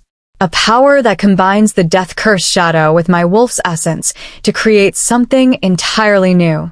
He released me and began pacing, his mind clearly racing. "The council invoked prophecies they didn't understand. They tried to sacrifice you to save me. Instead, they accidentally created something unprecedented. You're not just a marked Omega. You're not just carrying an echo of my wolf. You're something the pack has never seen before." "What am I?" I asked, the question coming out smaller than I intended. "Damien, what have I become?" He stopped pacing and looked at me, and in his eyes, I saw the truth he didn't want to speak. "I don't know," he admitted. "But whatever you are, you're dangerous. To our enemies, yes, but also..." He hesitated. "Also potentially dangerous to those who fear change. To those who see anything different as a threat." The implication was clear. The council had already been willing to sacrifice me once. Now that I'd manifested power they couldn't control or understand, how would they react? A sharp knock interrupted us. Marcus entered without waiting for permission, his face urgent. "Commander, you need to see this. We found something in the Eastern Gate Tower." We followed Marcus through corridors still echoing with the sounds of organized chaos, guards securing positions, healers rushing to tend the wounded, servants boarding up damaged sections. The pack was responding with practiced efficiency, but underneath it all, I could sense the fear. Their fortress had been breached. Their sense of safety had been shattered. The Eastern Gate Tower was a cramped stone structure built into the fortress wall. We climbed the narrow spiral stairs to the guardroom at the top, where two guards stood watch over something on the small wooden table. A bundle of cloth, carefully wrapped. Marcus gestured to it. The guard who was supposed to be on duty here was found unconscious in the corner. When he woke, he said someone hit him from behind. We found this hidden in his bedroll. Damien unwrapped the cloth carefully, revealing its contents. A small carved stone, inscribed with symbols I didn't recognize. They seemed to writhe in the torchlight, making my eyes ache to look at them directly. Dark magic, palpable and malevolent. And beside it, a piece of parchment with a message written in harsh, angular script. "The hollow bride cannot be allowed to walk among us. What has been broken cannot be mended. What has been defiled must be cleansed. The shadow touched will fall." The message was unsigned, but the intent was crystal clear. Someone wanted me dead. Someone who knew what I'd become and saw it as an abomination that needed to be eliminated. "This wasn't just about killing you," Damien said, his voice cold as winter iron. "This was about making a statement, about declaring you a threat to the pack's purity." He turned to Marcus. "The guard who was knocked unconscious. Is he trustworthy?" "Old veteran, sir. 20 years of loyal service. I'd stake my life on his honor." Damien nodded. Then someone used him as a patsy. Planted this evidence to throw us off the real traitor scent. His eyes narrowed, which means our traitor is smart, organized, and has access to dark magic artifacts. That narrows it down to council level or higher, Marcus said grimly. Commoners don't have access to ritual objects like this. The realization settled over us like a shroud. The traitor was someone with authority, someone the pack trusted, someone who'd been in a position to orchestrate this attack from the inside. Commander. A young guard appeared at the top of the stairs, breathing hard. Urgent message from the healer's wing. The corrupted wolf that Lady Celeste purged, it's waking up. Damien and I exchanged glances. The wolf-eyed cleanse might have answers. It might remember who corrupted it, who gave the orders, how the attack was coordinated. We rushed through the fortress to the healer's wing, a section of the fortress that smelled of herbs and healing magic, usually a place of comfort and recovery. Now it was chaos, with injured guards and civilians being tended to by harried healers. Lady Mira, an elegant woman in her 50s with silver threading through her dark hair, was coordinating the efforts despite the bandage wrapped around her own arm. When she saw Damien, she bowed her head. Commander. Thank the ancients you're here. The wolf is in the isolation chamber. We've restrained it, but... She hesitated. It's asking for you, specifically. We followed her to a reinforced room at the back of the wing. Through the small barred window in the door, I could see a man, naked, as all shifters were after transformation, chained to the wall with silver-reinforced bonds. He looked young, maybe mid-20s, with tangled brown hair and eyes that held a mixture of confusion and absolute terror. Damien opened the door and entered, his presence immediately dominating the small space. I followed, and the moment the young wolf's eyes landed on me, he flinched violently. You, he breathed, his voice hoarse. You're the one who burned the darkness away. I felt it, like fire in my veins, but cold. It hurts, but it also... He struggled for words. It felt like waking up from a nightmare I couldn't remember having. What's your name? Damien demanded, his voice carrying absolute authority. Garrett, sir. Garrett Stone. I was a ranger from the Northern Border Patrol. The young man's voice shook. But I don't remember how I got here. I don't remember anything. One moment I was on patrol, and the next I was waking up in this room, feeling like I'd been pulled back from somewhere dark and terrible. You were corrupted, Damien said bluntly. Dark magic twisted you into a weapon and sent you to attack the fortress. Specifically, to attack my mate. Garrett's eyes widened in horror, then filled with tears. I would never, Commander, I swear on my life, I would never betray the pack. I would never harm the lady. I don't know what happened to me. Through the bond, I felt Damien's assessment. The young wolf was telling the truth. He genuinely had no memory of being corrupted or how it had happened. Someone did this to you, I said softly, stepping forward. Someone took away your will and turned you into a weapon against your own pack. Garrett looked at me, and in his eyes, I saw a desperate plea for understanding. Can you tell me what I did? How much did I hurt? The question was asked with such raw anguish that my heart ached for him. You didn't kill anyone, Damien said, and I heard the deliberate choice in his words. The corruption killed. Not you.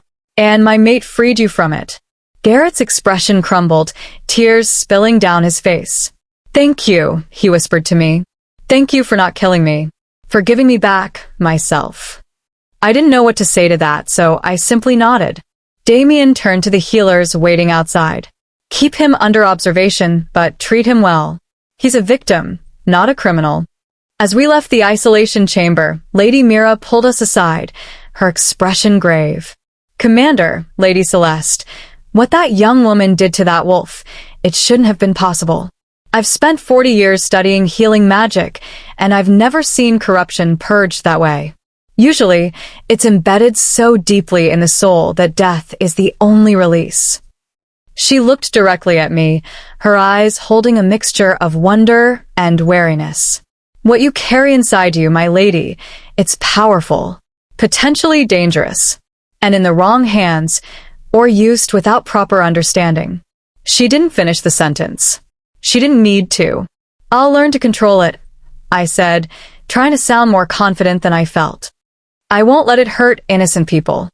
I believe you, Lady Mira said gently. But belief and reality don't always align. Please be careful. For all our sake. As night deepened into the early hours before dawn, Damien and I finally returned to his quarters. The fortress was on high alert, guards at every corner, but the immediate danger seemed to have passed. I was exhausted. Not the deathly exhaustion of the curse, but the normal human tiredness that came after adrenaline and terror. Damien guided me to sit by the fire and brought me water and food, his movements tender despite the tension still coiling through his frame. Someone on the council is trying to kill you, he said quietly, stating what we both knew. They see what you've become as a threat to their power or their vision of pack purity. What do we do? I asked, wrapping my hands around the cup of water, seeking its warmth. We identify them before they try again, Damien said, his voice hardening with determination. And we make sure everyone in this pack understands that you are under my protection. That any threat to you is a threat to me and will be answered with extreme prejudice. He knelt before me, taking my hands in his, the bond between us pulsing with his fierce, protective emotion. I will not lose you, Celeste. Not to curses, not to assassins, not to political machinations. You're mine, and I protect what's mine. Even if what's yours is dangerous? I whispered. Even if I don't understand my own power? Especially then, he said fiercely. We'll learn together. We'll face whatever comes together. That's what the bond means, not just magical connection, but choice. And I choose you. Every day, every moment, I choose you. The words broke something open inside me, some last wall of fear and uncertainty. I pulled him closer, pressing my forehead to his, breathing him in. I choose you too, I whispered. My commander. My mate. My Damien. And in the firelight, with danger still lurking in the shadows and enemies yet to be revealed, we held each other and chose to face it all together. Someone on the council wants Celeste dead. But who? And why now? What do you think the traitor's true motive is? Share your thoughts below. Chapter 8. The Traitor Revealed. I woke to the gray light of dawn filtering through the shutters and the sensation of being watched. My eyes snapped open to find Damien already awake, dressed in full tactical gear, dark leather armor reinforced with steel plates, weapons strapped to his body. He sat in the chair by the fire, but his attention was fixed entirely on me. Through the bond, I felt his restless energy, his wolf pacing just beneath his skin, and beneath it all, a razor-sharp focus that spoke of a predator preparing for a hunt. How long have you been awake? I asked, sitting up. The exhaustion from yesterday had faded, replaced by the steady strength provided by the wolf echo inside me.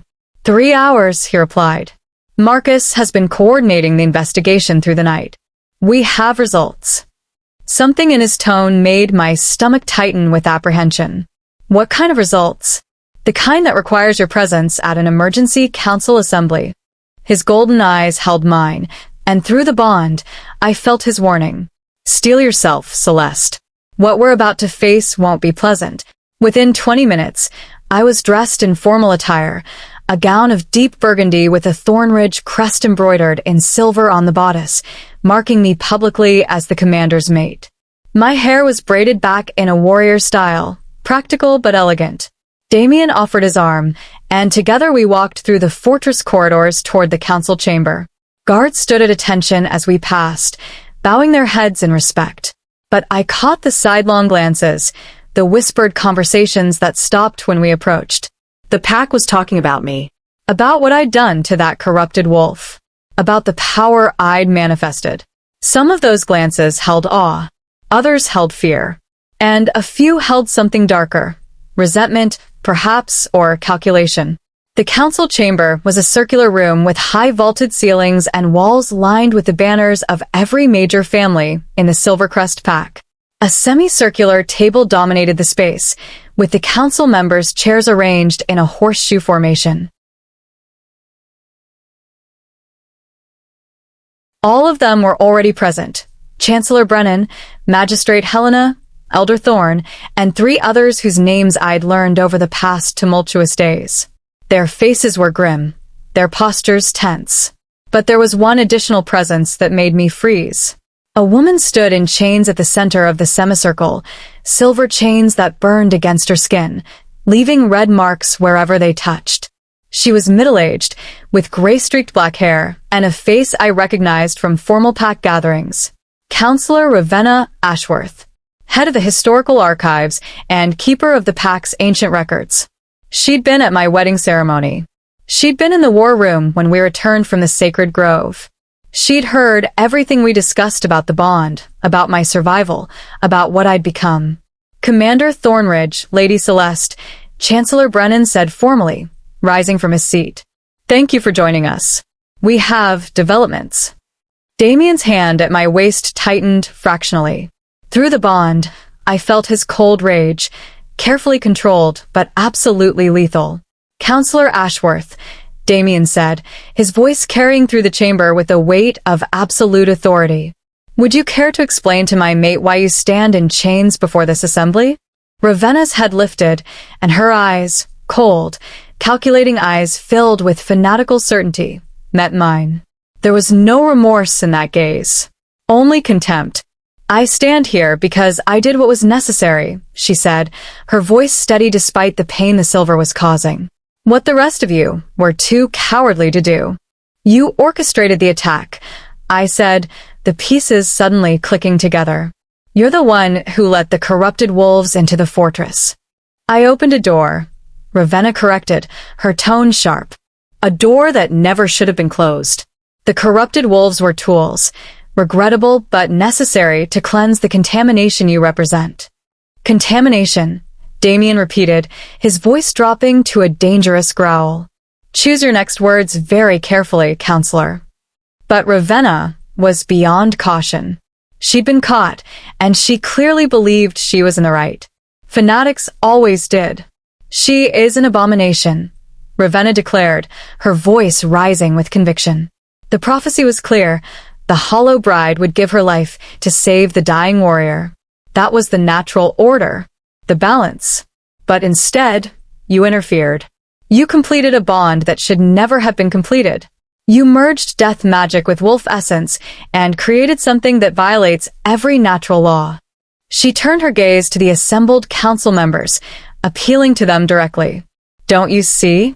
She wields power that shouldn't exist. She can purge corruption, yes, but she can also spread it. The shadow light she carries is the death curse made manifest. Today she saved a wolf, but tomorrow? What happens when she loses control? What happens when the death magic overwhelms the wolf essence and she becomes the very thing we fight against?" Several council members shifted uncomfortably. I felt Damien's rage spike through the bond, but I also felt something else. His concern that Ravenna's words might find purchase in minds already predisposed to fear change. "You speak of balance and natural order," I said, surprised by the steadiness of my own voice. "But you're the one who disrupted that balance." The council invoked the prophecy, enacted the ritual, and created this situation. I didn't ask for any of this.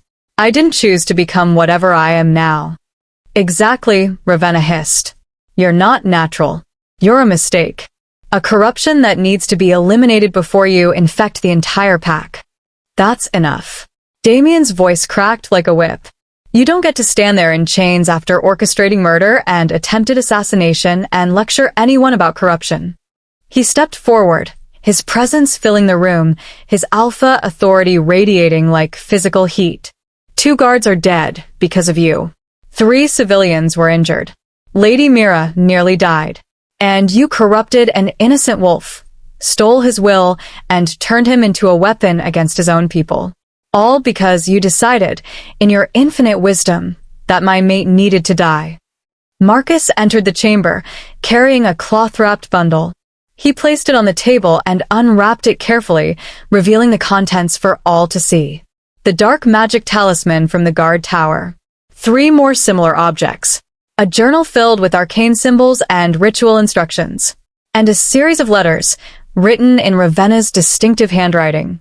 We found these in Counselor Ashworth's private chambers, Marcus reported. The journal details the corruption ritual, how to bind wolves to dark magic and strip away their free will.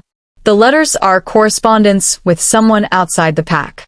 Someone who provided the knowledge and resources for this attack. Damien picked up one of the letters, scanning it quickly. His face went deadly pale, then flushed with barely contained fury. "You've been in contact with the Blackthorn Coven," he said, his voice shaking with rage. "A rogue faction of dark magic users who've been exiled from every civilized territory in the north. You invited them into our borders, gave them access to our people, all to assassinate one woman you deemed a threat." The revelation sent shockwaves through the assembled council. The Blackthorn Coven was notorious, practitioners of the darkest blood magic, slavers who traded in corrupted wolves, enemies of every pack alliance in the region. Chancellor Brennan rose to his feet, his weathered face ashen with horror. "Ravenna, you made pacts with our sworn enemies? You brought dark magic into our fortress." "I did what needed to be done," Ravenna insisted, though some of the certainty had faded from her voice. "She is a greater threat than the Blackthorn Coven ever could be. Don't you understand? She wields death itself. She could destroy us all with a thought." "I saved Garrett," I said quietly, but my voice carried through the chamber. "I could have killed him. The power responded to my fear, my need to protect myself. I could have lashed out with lethal force. But instead, I purged the corruption and gave him back his freedom. That was my choice."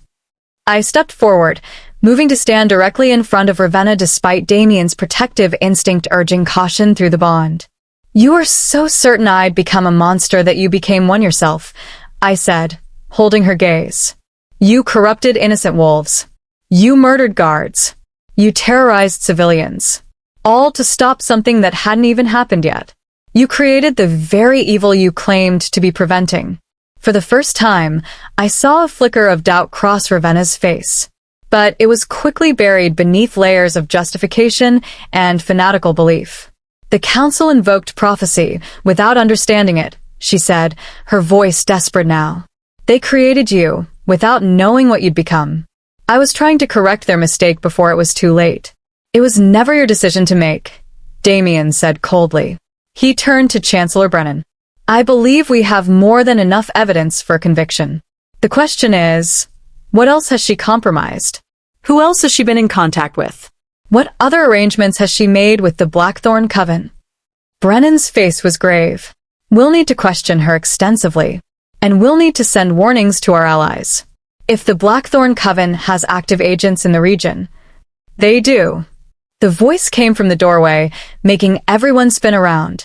A figure stood there, hooded and cloaked, but emanating an aura of power that made every wolf in the room instinctively tense. The scent that drifted from the figure was wrong. Not pack, not wolf, not anything natural. Dark magic. Concentrated and potent. Guards immediately drew weapons, moving to intercept the intruder. But the figure raised one hand, an invisible force slammed into them, throwing them back against the walls with brutal efficiency. "Peace," the figure said, the voice feminine and cultured beneath the hood. "I'm not here to fight. I'm here to collect what's mine." She lowered her hood, revealing a face of austere beauty, sharp features, pale skin, and eyes that were completely black from lid to lid. No white, no iris. Just absolute darkness. A true practitioner of the darkest arts. A member of the Blackthorn Coven. "My name is Celine Blackthorn," she said, her black eyes sweeping the room before settling on me with predatory interest.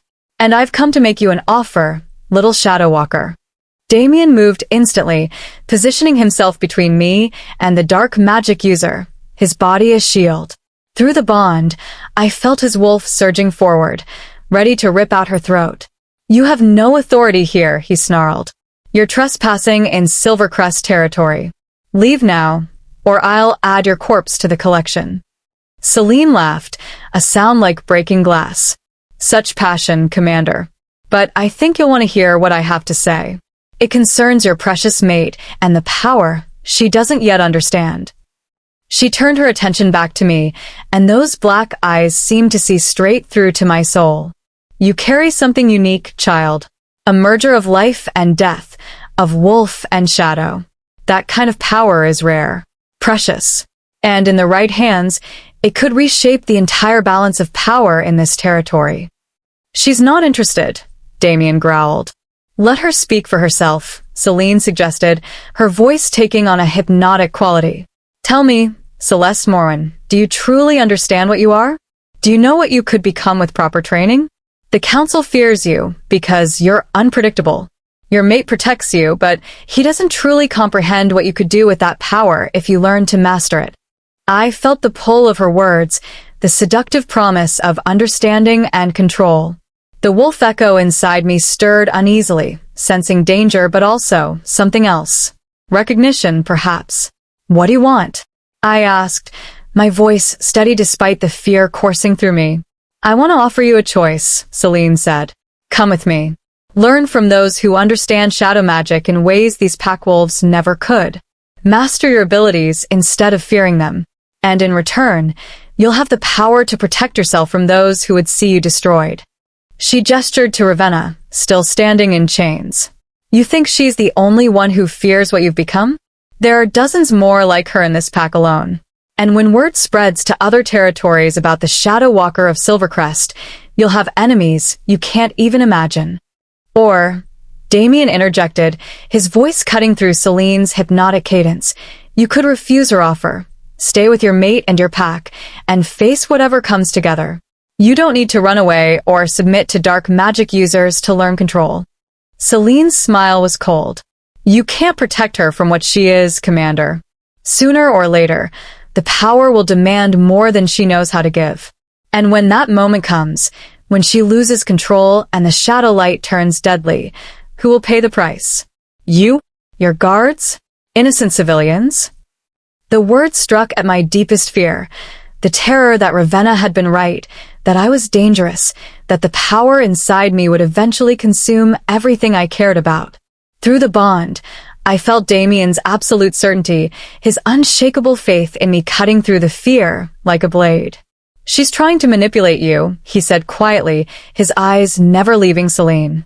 That's what dark magic users do. They prey on fear and uncertainty. Don't listen to her. I'm offering the truth, Celine countered.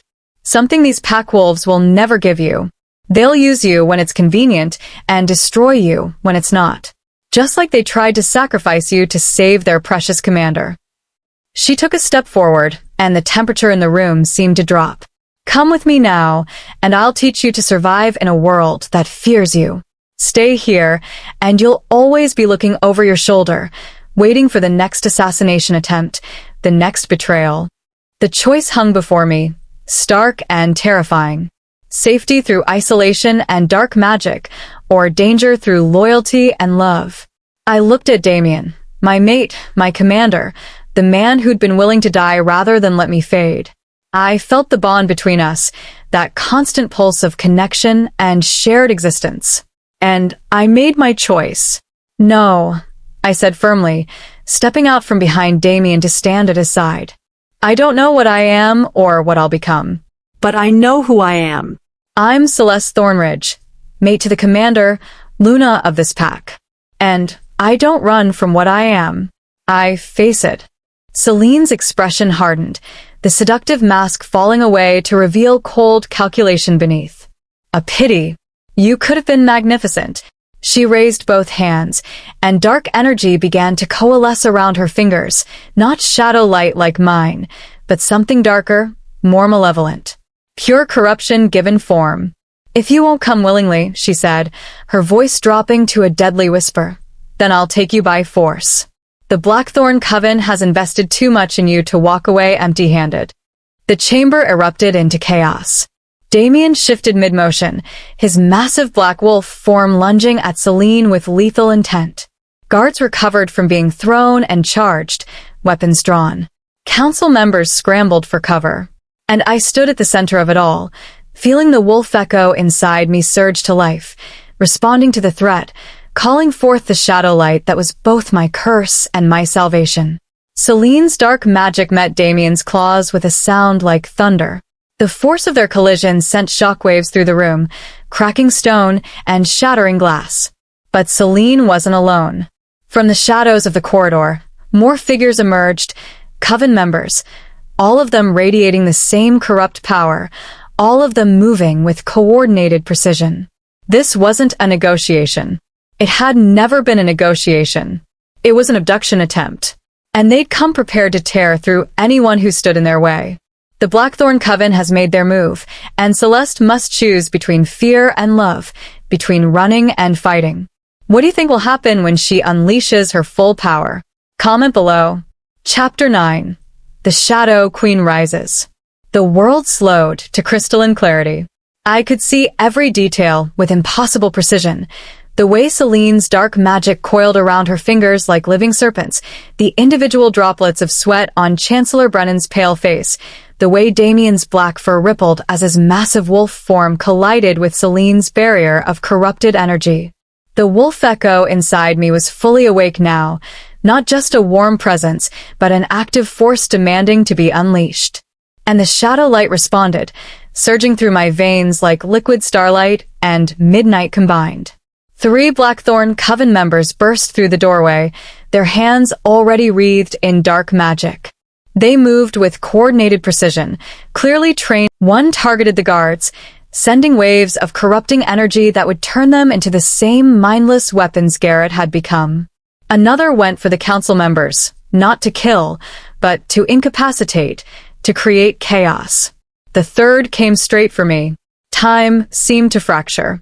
I saw the dark magic user's lips moving, speaking words in a language I didn't recognize. I saw the bolt of pure corruption leaving her hands, aimed directly at my heart. And I felt something inside me snap into place, like a key turning in a lock, like a door swinging open to reveal a room I'd never known existed. The shadow light exploded outward from my body in a perfect sphere of power. It wasn't like the defensive wave I'd used against the corrupted wolf. This was controlled, deliberate, precise. The sphere expanded outward like a bubble, and where it touched the incoming dark magic, the corruption simply dissolved, evaporated, burned away by something purer and stronger.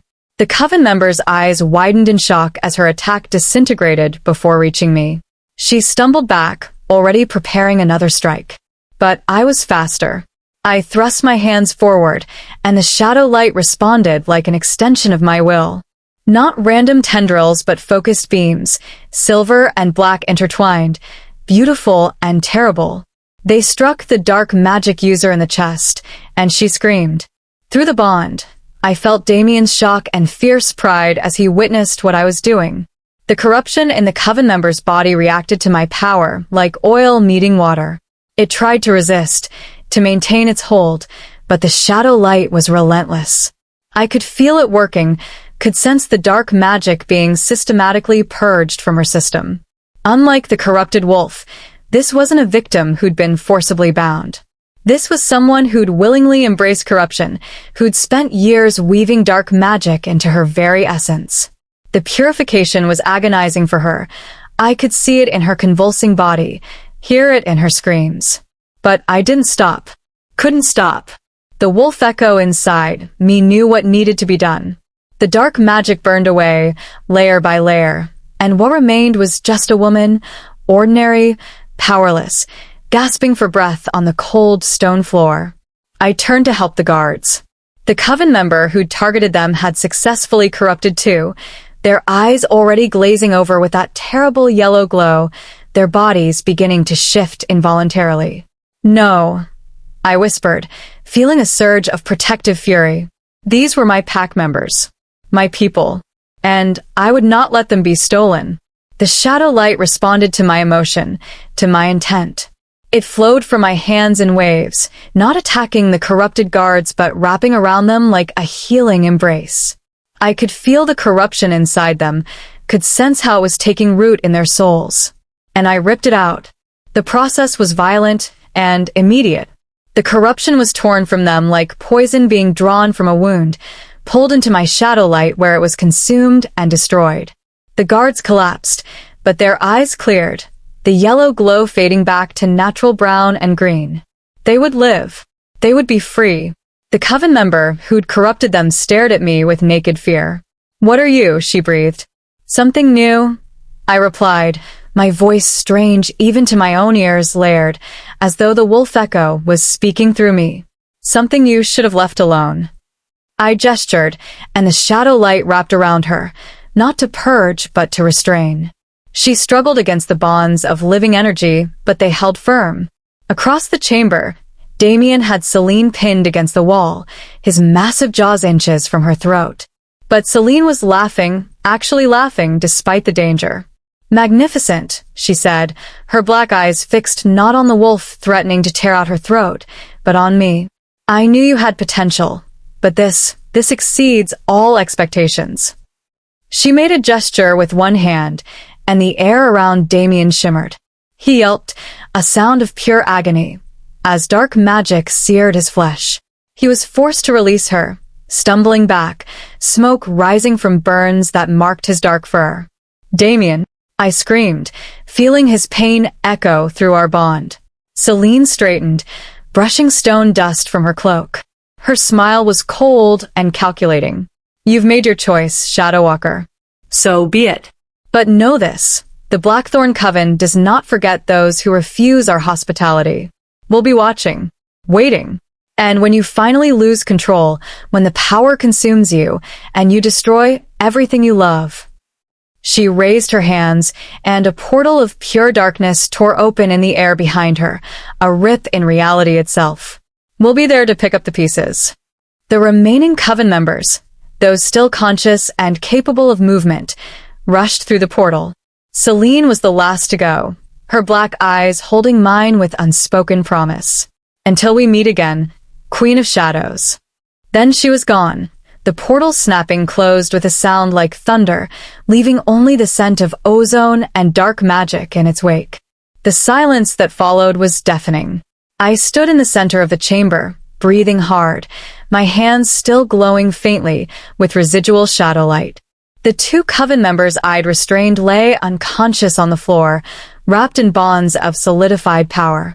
The guards I'd saved were slowly getting to their feet, looking dazed but whole. And Damien.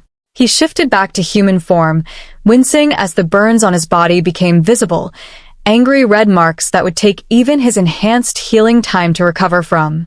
Marcus immediately moved forward with a cloak, but Damien waved him off, his attention fixed entirely on me. "Celeste," he said, his voice rough. He crossed to me in 3 long strides and pulled me into his arms, ignoring his injuries. "That was gods. That was incredible and terrifying, and are you hurt? Did any of them touch you?" "I'm fine," I assured him, though my voice shook. The adrenaline was fading now, leaving behind exhaustion and the beginning of fear as I realized what I'd just done. The power just came. I knew what needed to happen, and it responded. "You saved them," Marcus said, gesturing to the guards I'd purged. "They were seconds away from full corruption, and you brought them back." I looked at the 2 men, both young, barely into their 20s, who were staring at me with expressions of awe and gratitude. "Thank you, my lady," one of them said, his voice shaking. I felt it taking over, felt myself disappearing, and then your light. It burned, but it brought me back. Chancellor Brennan approached slowly, his weathered face showing a complex mixture of emotions: fear, respect, calculation, and something that might have been shame. "Lady Celeste," he said formally, "what you just did, what you are capable of." He paused, clearly struggling with how to continue. "The Council owes you an apology. Multiple apologies. We invoked magic we didn't understand, created a situation that nearly killed you, and then one of our own tried to assassinate you because she feared what we'd created." He bowed low, a gesture of true respect and submission. "But in our arrogance and fear, we also witnessed something unprecedented. You are not just a Luna. You are something this pack, this entire territory has never seen before. A wielder of shadowlight. A purifier. He hesitated. A queen. I'm just Celeste, I protested, uncomfortable with the weight of his words. You stopped 3 dark magic practitioners and saved 4 pack members from corruption in the span of minutes, Brennan continued. You wielded power that should theoretically be impossible, combining death magic with life essence in ways that defy everything we know about how these forces work.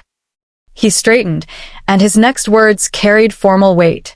The question before this council is no longer whether you are a threat. Clearly, you are the opposite.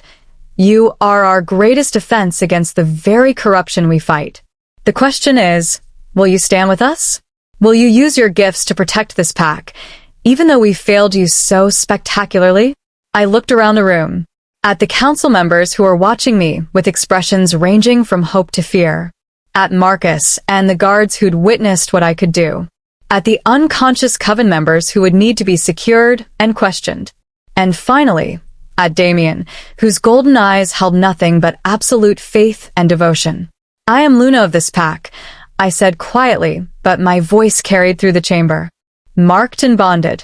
That wasn't a temporary designation or a political convenience. It's who I am.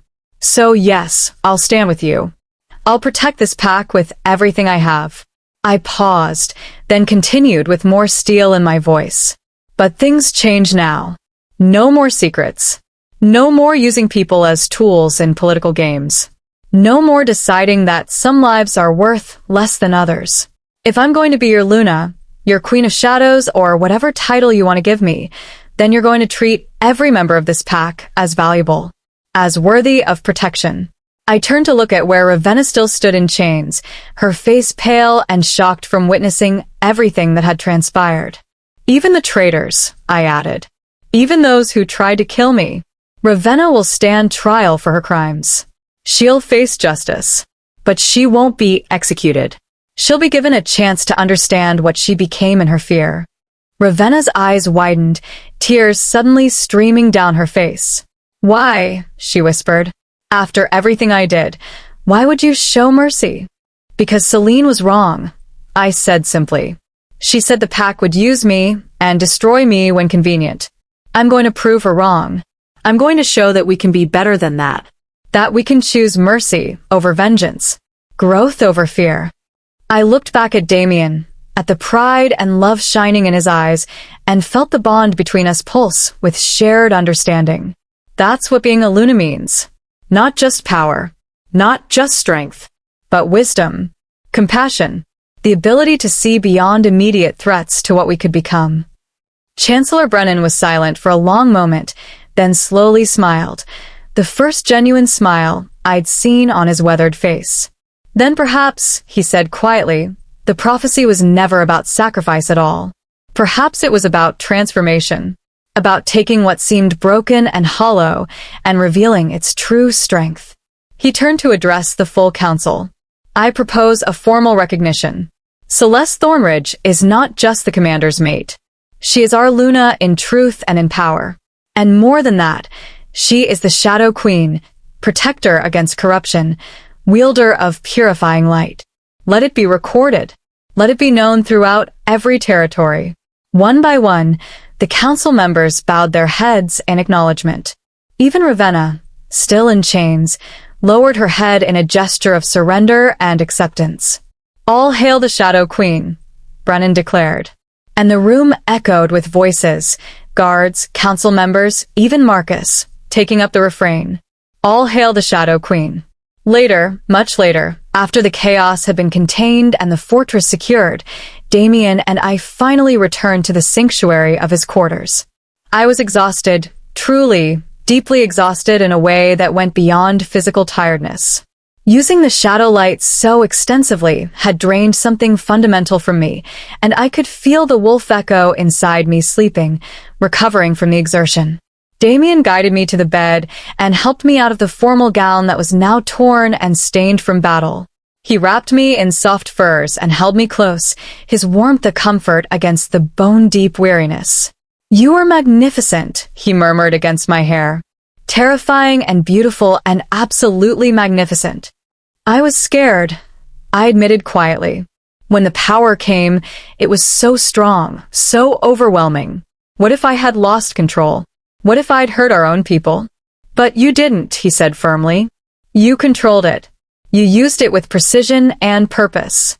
You saved lives, Celeste. You proved Ravenna wrong. You proved Celine wrong. You proved everyone wrong who thought you'd be a danger. I turned in his arms to face him, studying the burns that still marked his skin from Celine's attack. I reached up carefully, my fingertips ghosting over the injuries. She hurt you, I whispered. Because of me. She hurt me because she's a vicious dark magic user who tried to kidnap my mate, Damien corrected. And I'd take 1,000 such burns if it meant keeping you safe. His hand came up to cup my cheek, his thumb brushing across my cheekbone with infinite tenderness. You are everything to me, he said, his voice thick with emotion. Do you understand that? Not because of what you can do or what power you wield, but because of who you are, your courage, your compassion, your strength of spirit that refused to break even when everything seemed lost. I wouldn't have survived without you, I said honestly. Without the bond, without your wolf's essence anchoring me, without you believing in me when I couldn't believe in myself. We saved each other, he replied, echoing what he'd said in the sacred grove. That's what the bond means. That's what being mates means. We're stronger together than we ever were apart. He pressed his forehead to mine, and through the bond, I felt everything he felt. Love and pride and fierce protectiveness, and a devotion so deep it made my chest ache. Sleep now, he murmured. Tomorrow we'll start teaching you to control your abilities properly. We'll strengthen the fortress defenses against future attacks. We'll rebuild what was damaged. But tonight, just rest. Let me hold you. Let me keep you safe while you recover. I nodded, already feeling sleep pulling at me. The wolf echo inside me was a warm, content presence, no longer urgent or demanding. Just there. Just part of me. As I drifted off, cocooned in Damien's arms and the safety of our bond, I heard him whisper one last thing. My mate. My Luna. My queen. I love you, Celeste Thornridge. And with those words warming my heart, I fell into deep, dreamless sleep. Celeste has proven her power and her loyalty, earning the title Shadow Queen. But the Blackthorn Coven is still out there, watching and waiting. What do you think happens next? Share your thoughts below. Chapter 10. The Shadow Queen's Reign. 3 months later. I stood on the balcony of the commander's quarters, my quarters now, officially, watching the full moon rise over the mountains. The night air was crisp with the promise of autumn, carrying the scent of pine and wood smoke from the fortress below. Behind me, I could hear the sounds of the evening shift change, guards calling out positions, the distant clang of the smithy working late, the warm murmur of pack members gathering for the evening meal in the great hall. The sounds of life, of safety, of home. So much had changed in 3 months. And yet, in the ways that mattered most, everything had fallen into place exactly as it should have. The shadow light no longer frightened me. I'd spent countless hours learning to control it, to understand its nature and limitations. Lady Mira had been invaluable in that process, approaching my abilities with a healer's curiosity rather than fear. Together, we discovered that the shadow light wasn't just a weapon or a tool. It was a force of balance, capable of both purification and protection. I'd used it 17 times since that day in the council chamber. 12 times to purge corruption from wolves who'd been exposed to dark magic, victims of rogue attacks or Blackthorn Coven incursions. 3 times to defend the fortress when our borders were tested. And twice simply to heal, to use the life essence woven into the shadow to close wounds that would have been fatal. Each time it became easier, more natural. The wolf echo inside me had learned to work in harmony with my conscious will, responding to intention rather than just instinct. The pack no longer looked at me with fear. Oh, there was still awe, reverence, even, but it was tempered with genuine affection. I'd proven myself not just through power, but through action. Through the choices I made every day to protect them, to lead with wisdom rather than just strength. I heard the door to our quarters open and close, felt the familiar warmth of Damien's presence through our bond before he even spoke. There you are, he said, his voice carrying that low rumble that never failed to send shivers down my spine. The council meeting ran late. I would have been here sooner. I know, I interrupted gently, turning to face him. I felt your impatience through the bond. Elder Thorn was being difficult again. Damien's expression shifted to wry amusement as he crossed to me, his arms encircling my waist and pulling me back against his chest. He's still uncomfortable with how much influence you have, but he's learning. Slowly. I leaned into his warmth, feeling the steady rhythm of his heartbeat against my spine. Through the bond, I could sense everything he felt, the contentment of having me close, the lingering tension from the meeting, and beneath it all, that constant current of fierce love and devotion. The Eastern Border Report? I asked, knowing that had been the main topic of discussion. The Iron Paw Alliance has withdrawn their forces, Damien said, and I felt his satisfaction. Completely. They sent formal acknowledgement of our territorial boundaries and requested a peace summit next month. I turned in his arms to look at him, surprise and pleasure flooding through me. That's incredible. What changed? You changed, he said simply.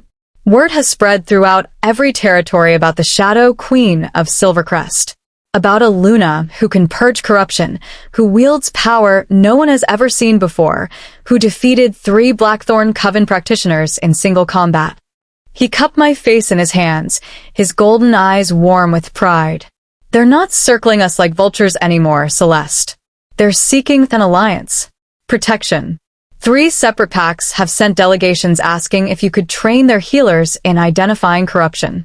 2 more have requested your presence to cleanse wolves who've been exposed to dark magic. The weight of responsibility settled on my shoulders, but it wasn't crushing. It was for a purpose. It had meaning. And the Blackthorn Coven? I asked, voicing the concern that still lingered in quiet moments. Damien's expression hardened slightly. No direct attacks since Celine's retreat. But Marcus's scouts report increased activity in the Deadwood territories, ritual sites being established, more wolves going missing. They're building something, planning something. They'll come for me again, I said quietly. It wasn't a question. Celine had made her intentions clear. The Blackthorn Coven wanted what I represented, power they could study, corrupt, or control. Let them come, Damien said, his voice dropping to a dangerous growl. They'll find a pack united, a fortress defended, and a Shadow Queen who's only grown stronger. They won't get past our borders, let alone reach you. His arms tightened around me, protective and possessive in equal measure. Besides, he added, a hint of his rare smile playing at his lips, you've been training the guard in corruption recognition. Half our warriors can now identify dark magic exposure within hours instead of days. And the new defensive wards Lady Mira helped you establish around the fortress, they'd trigger the moment corrupted magic crossed the threshold. I'd worked tirelessly on those wards, weaving shadow light into the very stones of Thornridge Fortress. It had taken weeks and left me exhausted each night, but the result was worth it. Our home was protected in ways it never had been before. We've built something strong here, I agreed. Something worth protecting. Speaking of which, Damien said, his tone shifting to something more serious. There's something the council wanted me to discuss with you. About Ravenna. I tensed slightly. Ravenna Ashworth had been imprisoned since her betrayal, held in a secure chamber while awaiting trial and sentencing.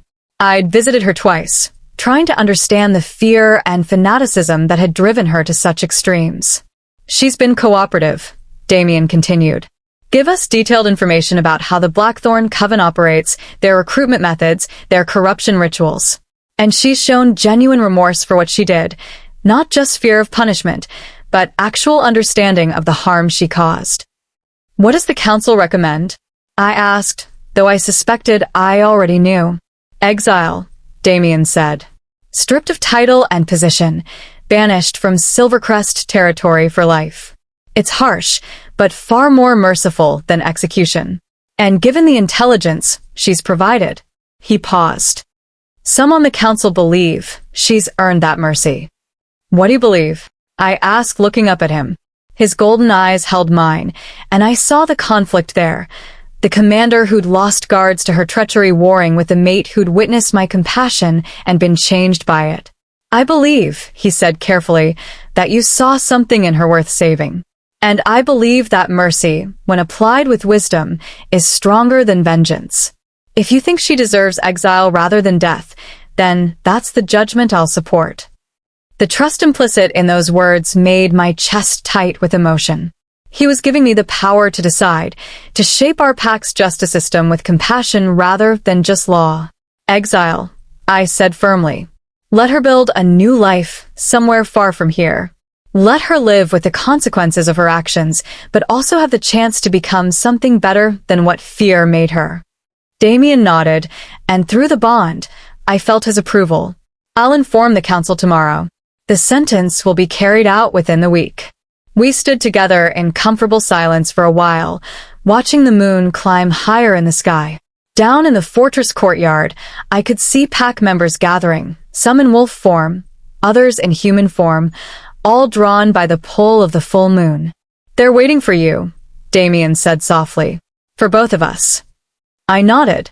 The full moon runs had become tradition over the past 3 months. The pack would gather, and Damien and I would lead them through the forest in a display of unity and strength. It was pack bonding, pack affirmation, and a reminder that despite everything that had happened, we were still one family. "There's something I need to tell you first," I said, turning to face him fully. My heart was racing, nervous anticipation flooding through me. Damien's eyes sharpened, instantly alert. "What's wrong? Are you hurt? Is it the shadow light?" "Nothing's wrong," I interrupted quickly, then smiled. "Actually, something's very right. I need to show you rather than tell you." I took his hand and placed it over my abdomen, holding it there. Through the bond, I pushed an image, a sensation, a truth I'd only discovered that morning when Lady Mira had confirmed my suspicions. A tiny spark of life. 2 heartbeats where there should be one. A new presence, barely formed, already carrying traces of both our essences, wolf and shadow intertwined. Damien went absolutely still, his eyes widening with shock and dawning wonder. "You're where?" "Pregnant," I confirmed, and saying it aloud made it real in a way that still took my breath away. "About 6 weeks along. Lady Mira says everything looks healthy, normal, but obviously this is unprecedented. A child born from a bond like ours, carrying both wolf essence and shadow light." I trailed off, suddenly uncertain. We'd never discussed children. The past 3 months had been consumed with stabilizing the pack, mastering my abilities, rebuilding what had been damaged. And I knew the dangers, knew that a child born with my abilities could be powerful, unpredictable, potentially dangerous. But Damien's expression shattered all my fears. Pure joy. Overwhelming, devastating joy that flooded through the bond and brought tears to my eyes. He dropped to his knees before me, his hands bracketing my still flat stomach with infinite gentleness. He pressed his forehead to my abdomen, and I felt the tremor that ran through his powerful frame. "A child," he breathed, his voice thick with emotion. "Our child. Celeste," his voice broke, and he had to stop, struggling to contain the overwhelming wave of feeling. I ran my fingers through his dark hair, my own tears spilling over. "Are you happy?" I whispered. "I know it soon, and there are so many unknowns." "Happy." He looked up at me, and the blazing intensity in his golden eyes stole my breath. "I'm beyond happy. I'm terrified and awed and grateful beyond words. We're creating life, Celeste. After everything we've been through, the curse, the near-death, the battles, we're creating something beautiful." He stood, gathering me into his arms, holding me as though I were made of precious glass. "A child who will carry your compassion and wisdom, who will grow up in a pack that's learned to embrace difference rather than fear it, who will never be told they're worthless because they're different." The specific mention made my throat tight. He understood that our child might be wolfless like I'd been, or might manifest powers that frightened others, or might be something entirely unprecedented. And he was already promising to love them unconditionally. "We'll protect them," he murmured against my hair. "Both of us. We'll raise them to be strong and kind and to never apologize for what they are. And if anyone tries to harm them or label them as a threat."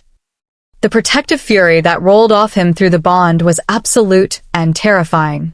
"They'll have the Shadow Queen and the Commander as parents," I said, allowing myself to smile through my tears. "I think they'll be just fine."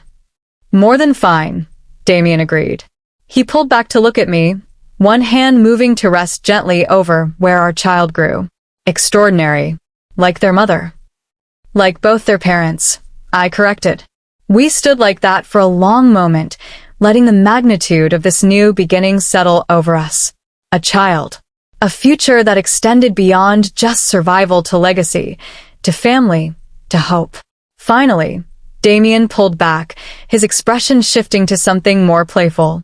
"The pack is still waiting. Should we tell them?" I considered, then shook my head. "Not yet. Let's keep this between us for a little while longer. Just ours." "Our secret," he agreed, then offered his arm with exaggerated formality. "Then shall we, my Luna? Our pack awaits their queen." I took his arm, and together we left our quarters and descended to the courtyard where the pack had gathered. The moment we appeared, a cheer went up. Wolves howled, humans called out greetings, and the sound echoed off the fortress walls like a celebration. Damien shifted first, his transformation swift and practiced. His massive black wolf appeared, golden eyes gleaming in the moonlight. He was magnificent, powerful and primal and absolutely mine. I closed my eyes and reached inward. Not to shift. I would never have that ability, but to let the wolf echo rise to the surface. The shadow light responded, wrapping around me like a second skin, and when I opened my eyes, I knew they glowed with silver and black light. This was my transformation. Not a wolf, but something else. Something unique. Together, Damien and I led the pack out of the fortress and into the forest. He ran at the front, his wolf form powerful and sure, leading the way through familiar paths. I ran beside him in human form, but enhanced by the shadow light, faster than any human should be, tireless, my senses sharp enough to rival even the wolves. The pack followed, a river of wolves and a few humans like me who ran with borrowed power. We were a family, united not by sameness but by choice, by loyalty, by the bonds we'd forged through trial and triumph. As we ran through the moonlit forest, I felt the future spreading before us, like an unwritten story. There would be challenges. The Blackthorn Coven still lurked in the shadows. Other packs would test our borders, and raising a child with unprecedented abilities would bring its own trials. But we would face them together. Damien and I, bound by a love that had been forged in the crucible of near-death and tested by betrayal and battle. Our child would grow up knowing they were wanted, loved, protected. Our pack would continue to grow stronger, learning to embrace rather than fear the different and the unknown. And I, Celeste Thornridge, once the hollow bride, once the wolfless Omega deemed worthless, I was now the Shadow Queen, wielder of purifying light, Luna of Silvercrest, and soon-to-be mother. I had been broken by prophecy and remade by love. I had been intended as a sacrifice and become a savior. I had been hollow, and now I was filled with purpose, with power, with hope for the future. We crested a ridge, the full moon hanging heavy and silver above us, and I threw back my head and howled, not with a wolf's voice, but with my own, enhanced by the shadow light until it rang through the forest like a bell. It was a howl of triumph. Of joy. Of absolute, unshakable conviction that we had won. The curse was broken. The hollow bride was gone. In her place stood a queen who would protect her people with shadow and light, who would rule with wisdom and compassion, who would build a future worth fighting for. Damien's wolf howl joined mine, deeper and more primal, and the entire pack took up the call until the forest itself seemed to sing with our voices. This was not an ending. It was the beginning. And it was going to be magnificent. 6 months later. The snow fell gently outside the windows of the nursery, a room we'd prepared with meticulous care, painted in soft blues and silvers, protected by wards so strong that even Lady Mira admitted they were probably overkill. I stood by the window, cradling our daughter in my arms, marveling at her tiny perfection. She'd been born 3 days ago, arriving early in the morning just as the sun broke over the mountains. The delivery had been difficult but not dangerous, and the moment I'd heard her first cry, every fear I'd harbored had evaporated. She was beautiful. Perfect. Ours. Damien stood beside me, one arm around my waist, his other hand gently stroking our daughter's dark downy hair. His expression held a wonder and tenderness I'd never seen before, the fierce commander completely undone by this tiny, helpless creature. "She has your eyes," he murmured. "Look, silver with just a touch of gold around the edges." He was right. Our daughter's eyes, already open and alert far earlier than normal newborns, held a unique color. Not quite mine, not quite his, but something entirely her own. A perfect blend of shadow and light. "What should we name her?" I asked softly. We discussed names for months, but never quite settled on one, waiting to see her before making the final decision. Damien was quiet for a moment, his golden eyes distant as he considered. Then he smiled, that rare, genuine smile that transformed his entire face. "Aurora," he said. "For the dawn that comes after the darkest night. For new beginnings. For hope. Aurora Thornridge." I tested the name, and it felt right. Perfect. Our little dawn. As if in agreement, Aurora made a small sound, not quite a cry, just a soft vocalization. And as she did, the faintest shimmer of shadow light played across her tiny fingers. Damien and I exchanged glances, wonder and slight apprehension mixing in equal measure. She was already manifesting abilities, already showing signs of the power she'd inherited. "We'll teach her," I said firmly, as much to reassure myself as him. "We'll help her understand and control it. She'll never be afraid of what she is." "No," Damien agreed, pressing a kiss to my temple. "She'll be the most protected, most loved child in the entire territory. The daughter of the Shadow Queen and the Commander. The Princess of Silvercrest." A soft knock at the door drew our attention. At Damien's call, Marcus entered, his scarred face unusually gentle as he looked at the small bundle in my arms. "Forgive the intrusion, Commander, my lady, but the pack is gathering in the courtyard. They're waiting to meet the newest member of Silvercrest." The presentation ceremony, a tradition as old as the pack itself, where new children were introduced to the pack under the open sky. Damien and I wrapped Aurora carefully in the soft blue blanket Lady Mira had woven, enchanted with warming charms to protect her from the cold. Together, we descended through the fortress, guards bowing their heads respectfully as we passed. When we emerged into the courtyard, the entire pack was waiting. Hundreds of wolves, in both human and animal form, gathered under the winter sky. When they saw us, when they saw Aurora cradled in my arms, a reverent silence fell. Damien and I walked to the center of the courtyard, where a raised platform had been prepared. I held Aurora up, displaying her to the pack, and my voice, enhanced by the shadow light, carried to every corner of the space. "Pack of Silvercrest," I called. "I present to you Aurora Thornridge, daughter of the Commander and the Shadow Queen. Princess of this pack, blood of our blood, future of our future." The pack erupted in howls and cheers, the sound overwhelming and beautiful. Wolves threw back their heads in welcome. Humans called out blessings. And through it all, Aurora remained calm, her silver gold eyes taking in everything with impossible awareness. As the celebration continued, I looked at Damien and saw my own emotions reflected in his eyes. Pride. Love. Hope. We had survived the curse. We had defeated our enemies. We had built something strong and good from the ashes of prophecy and sacrifice. And now we had created life, a perfect symbol of everything we'd overcome and everything we'd become. The Hollow Bride and the Dying Warrior had been remade into something neither prophecy nor counsel had predicted. We were not tragic figures or political pawns. We were leaders, lovers, partners, and now parents.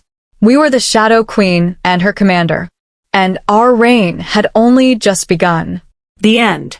Thank you for joining Celeste and Damien on their journey from curse to triumph.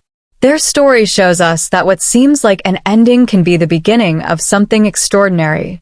Have you ever found strength in unexpected places? Share your thoughts one final time.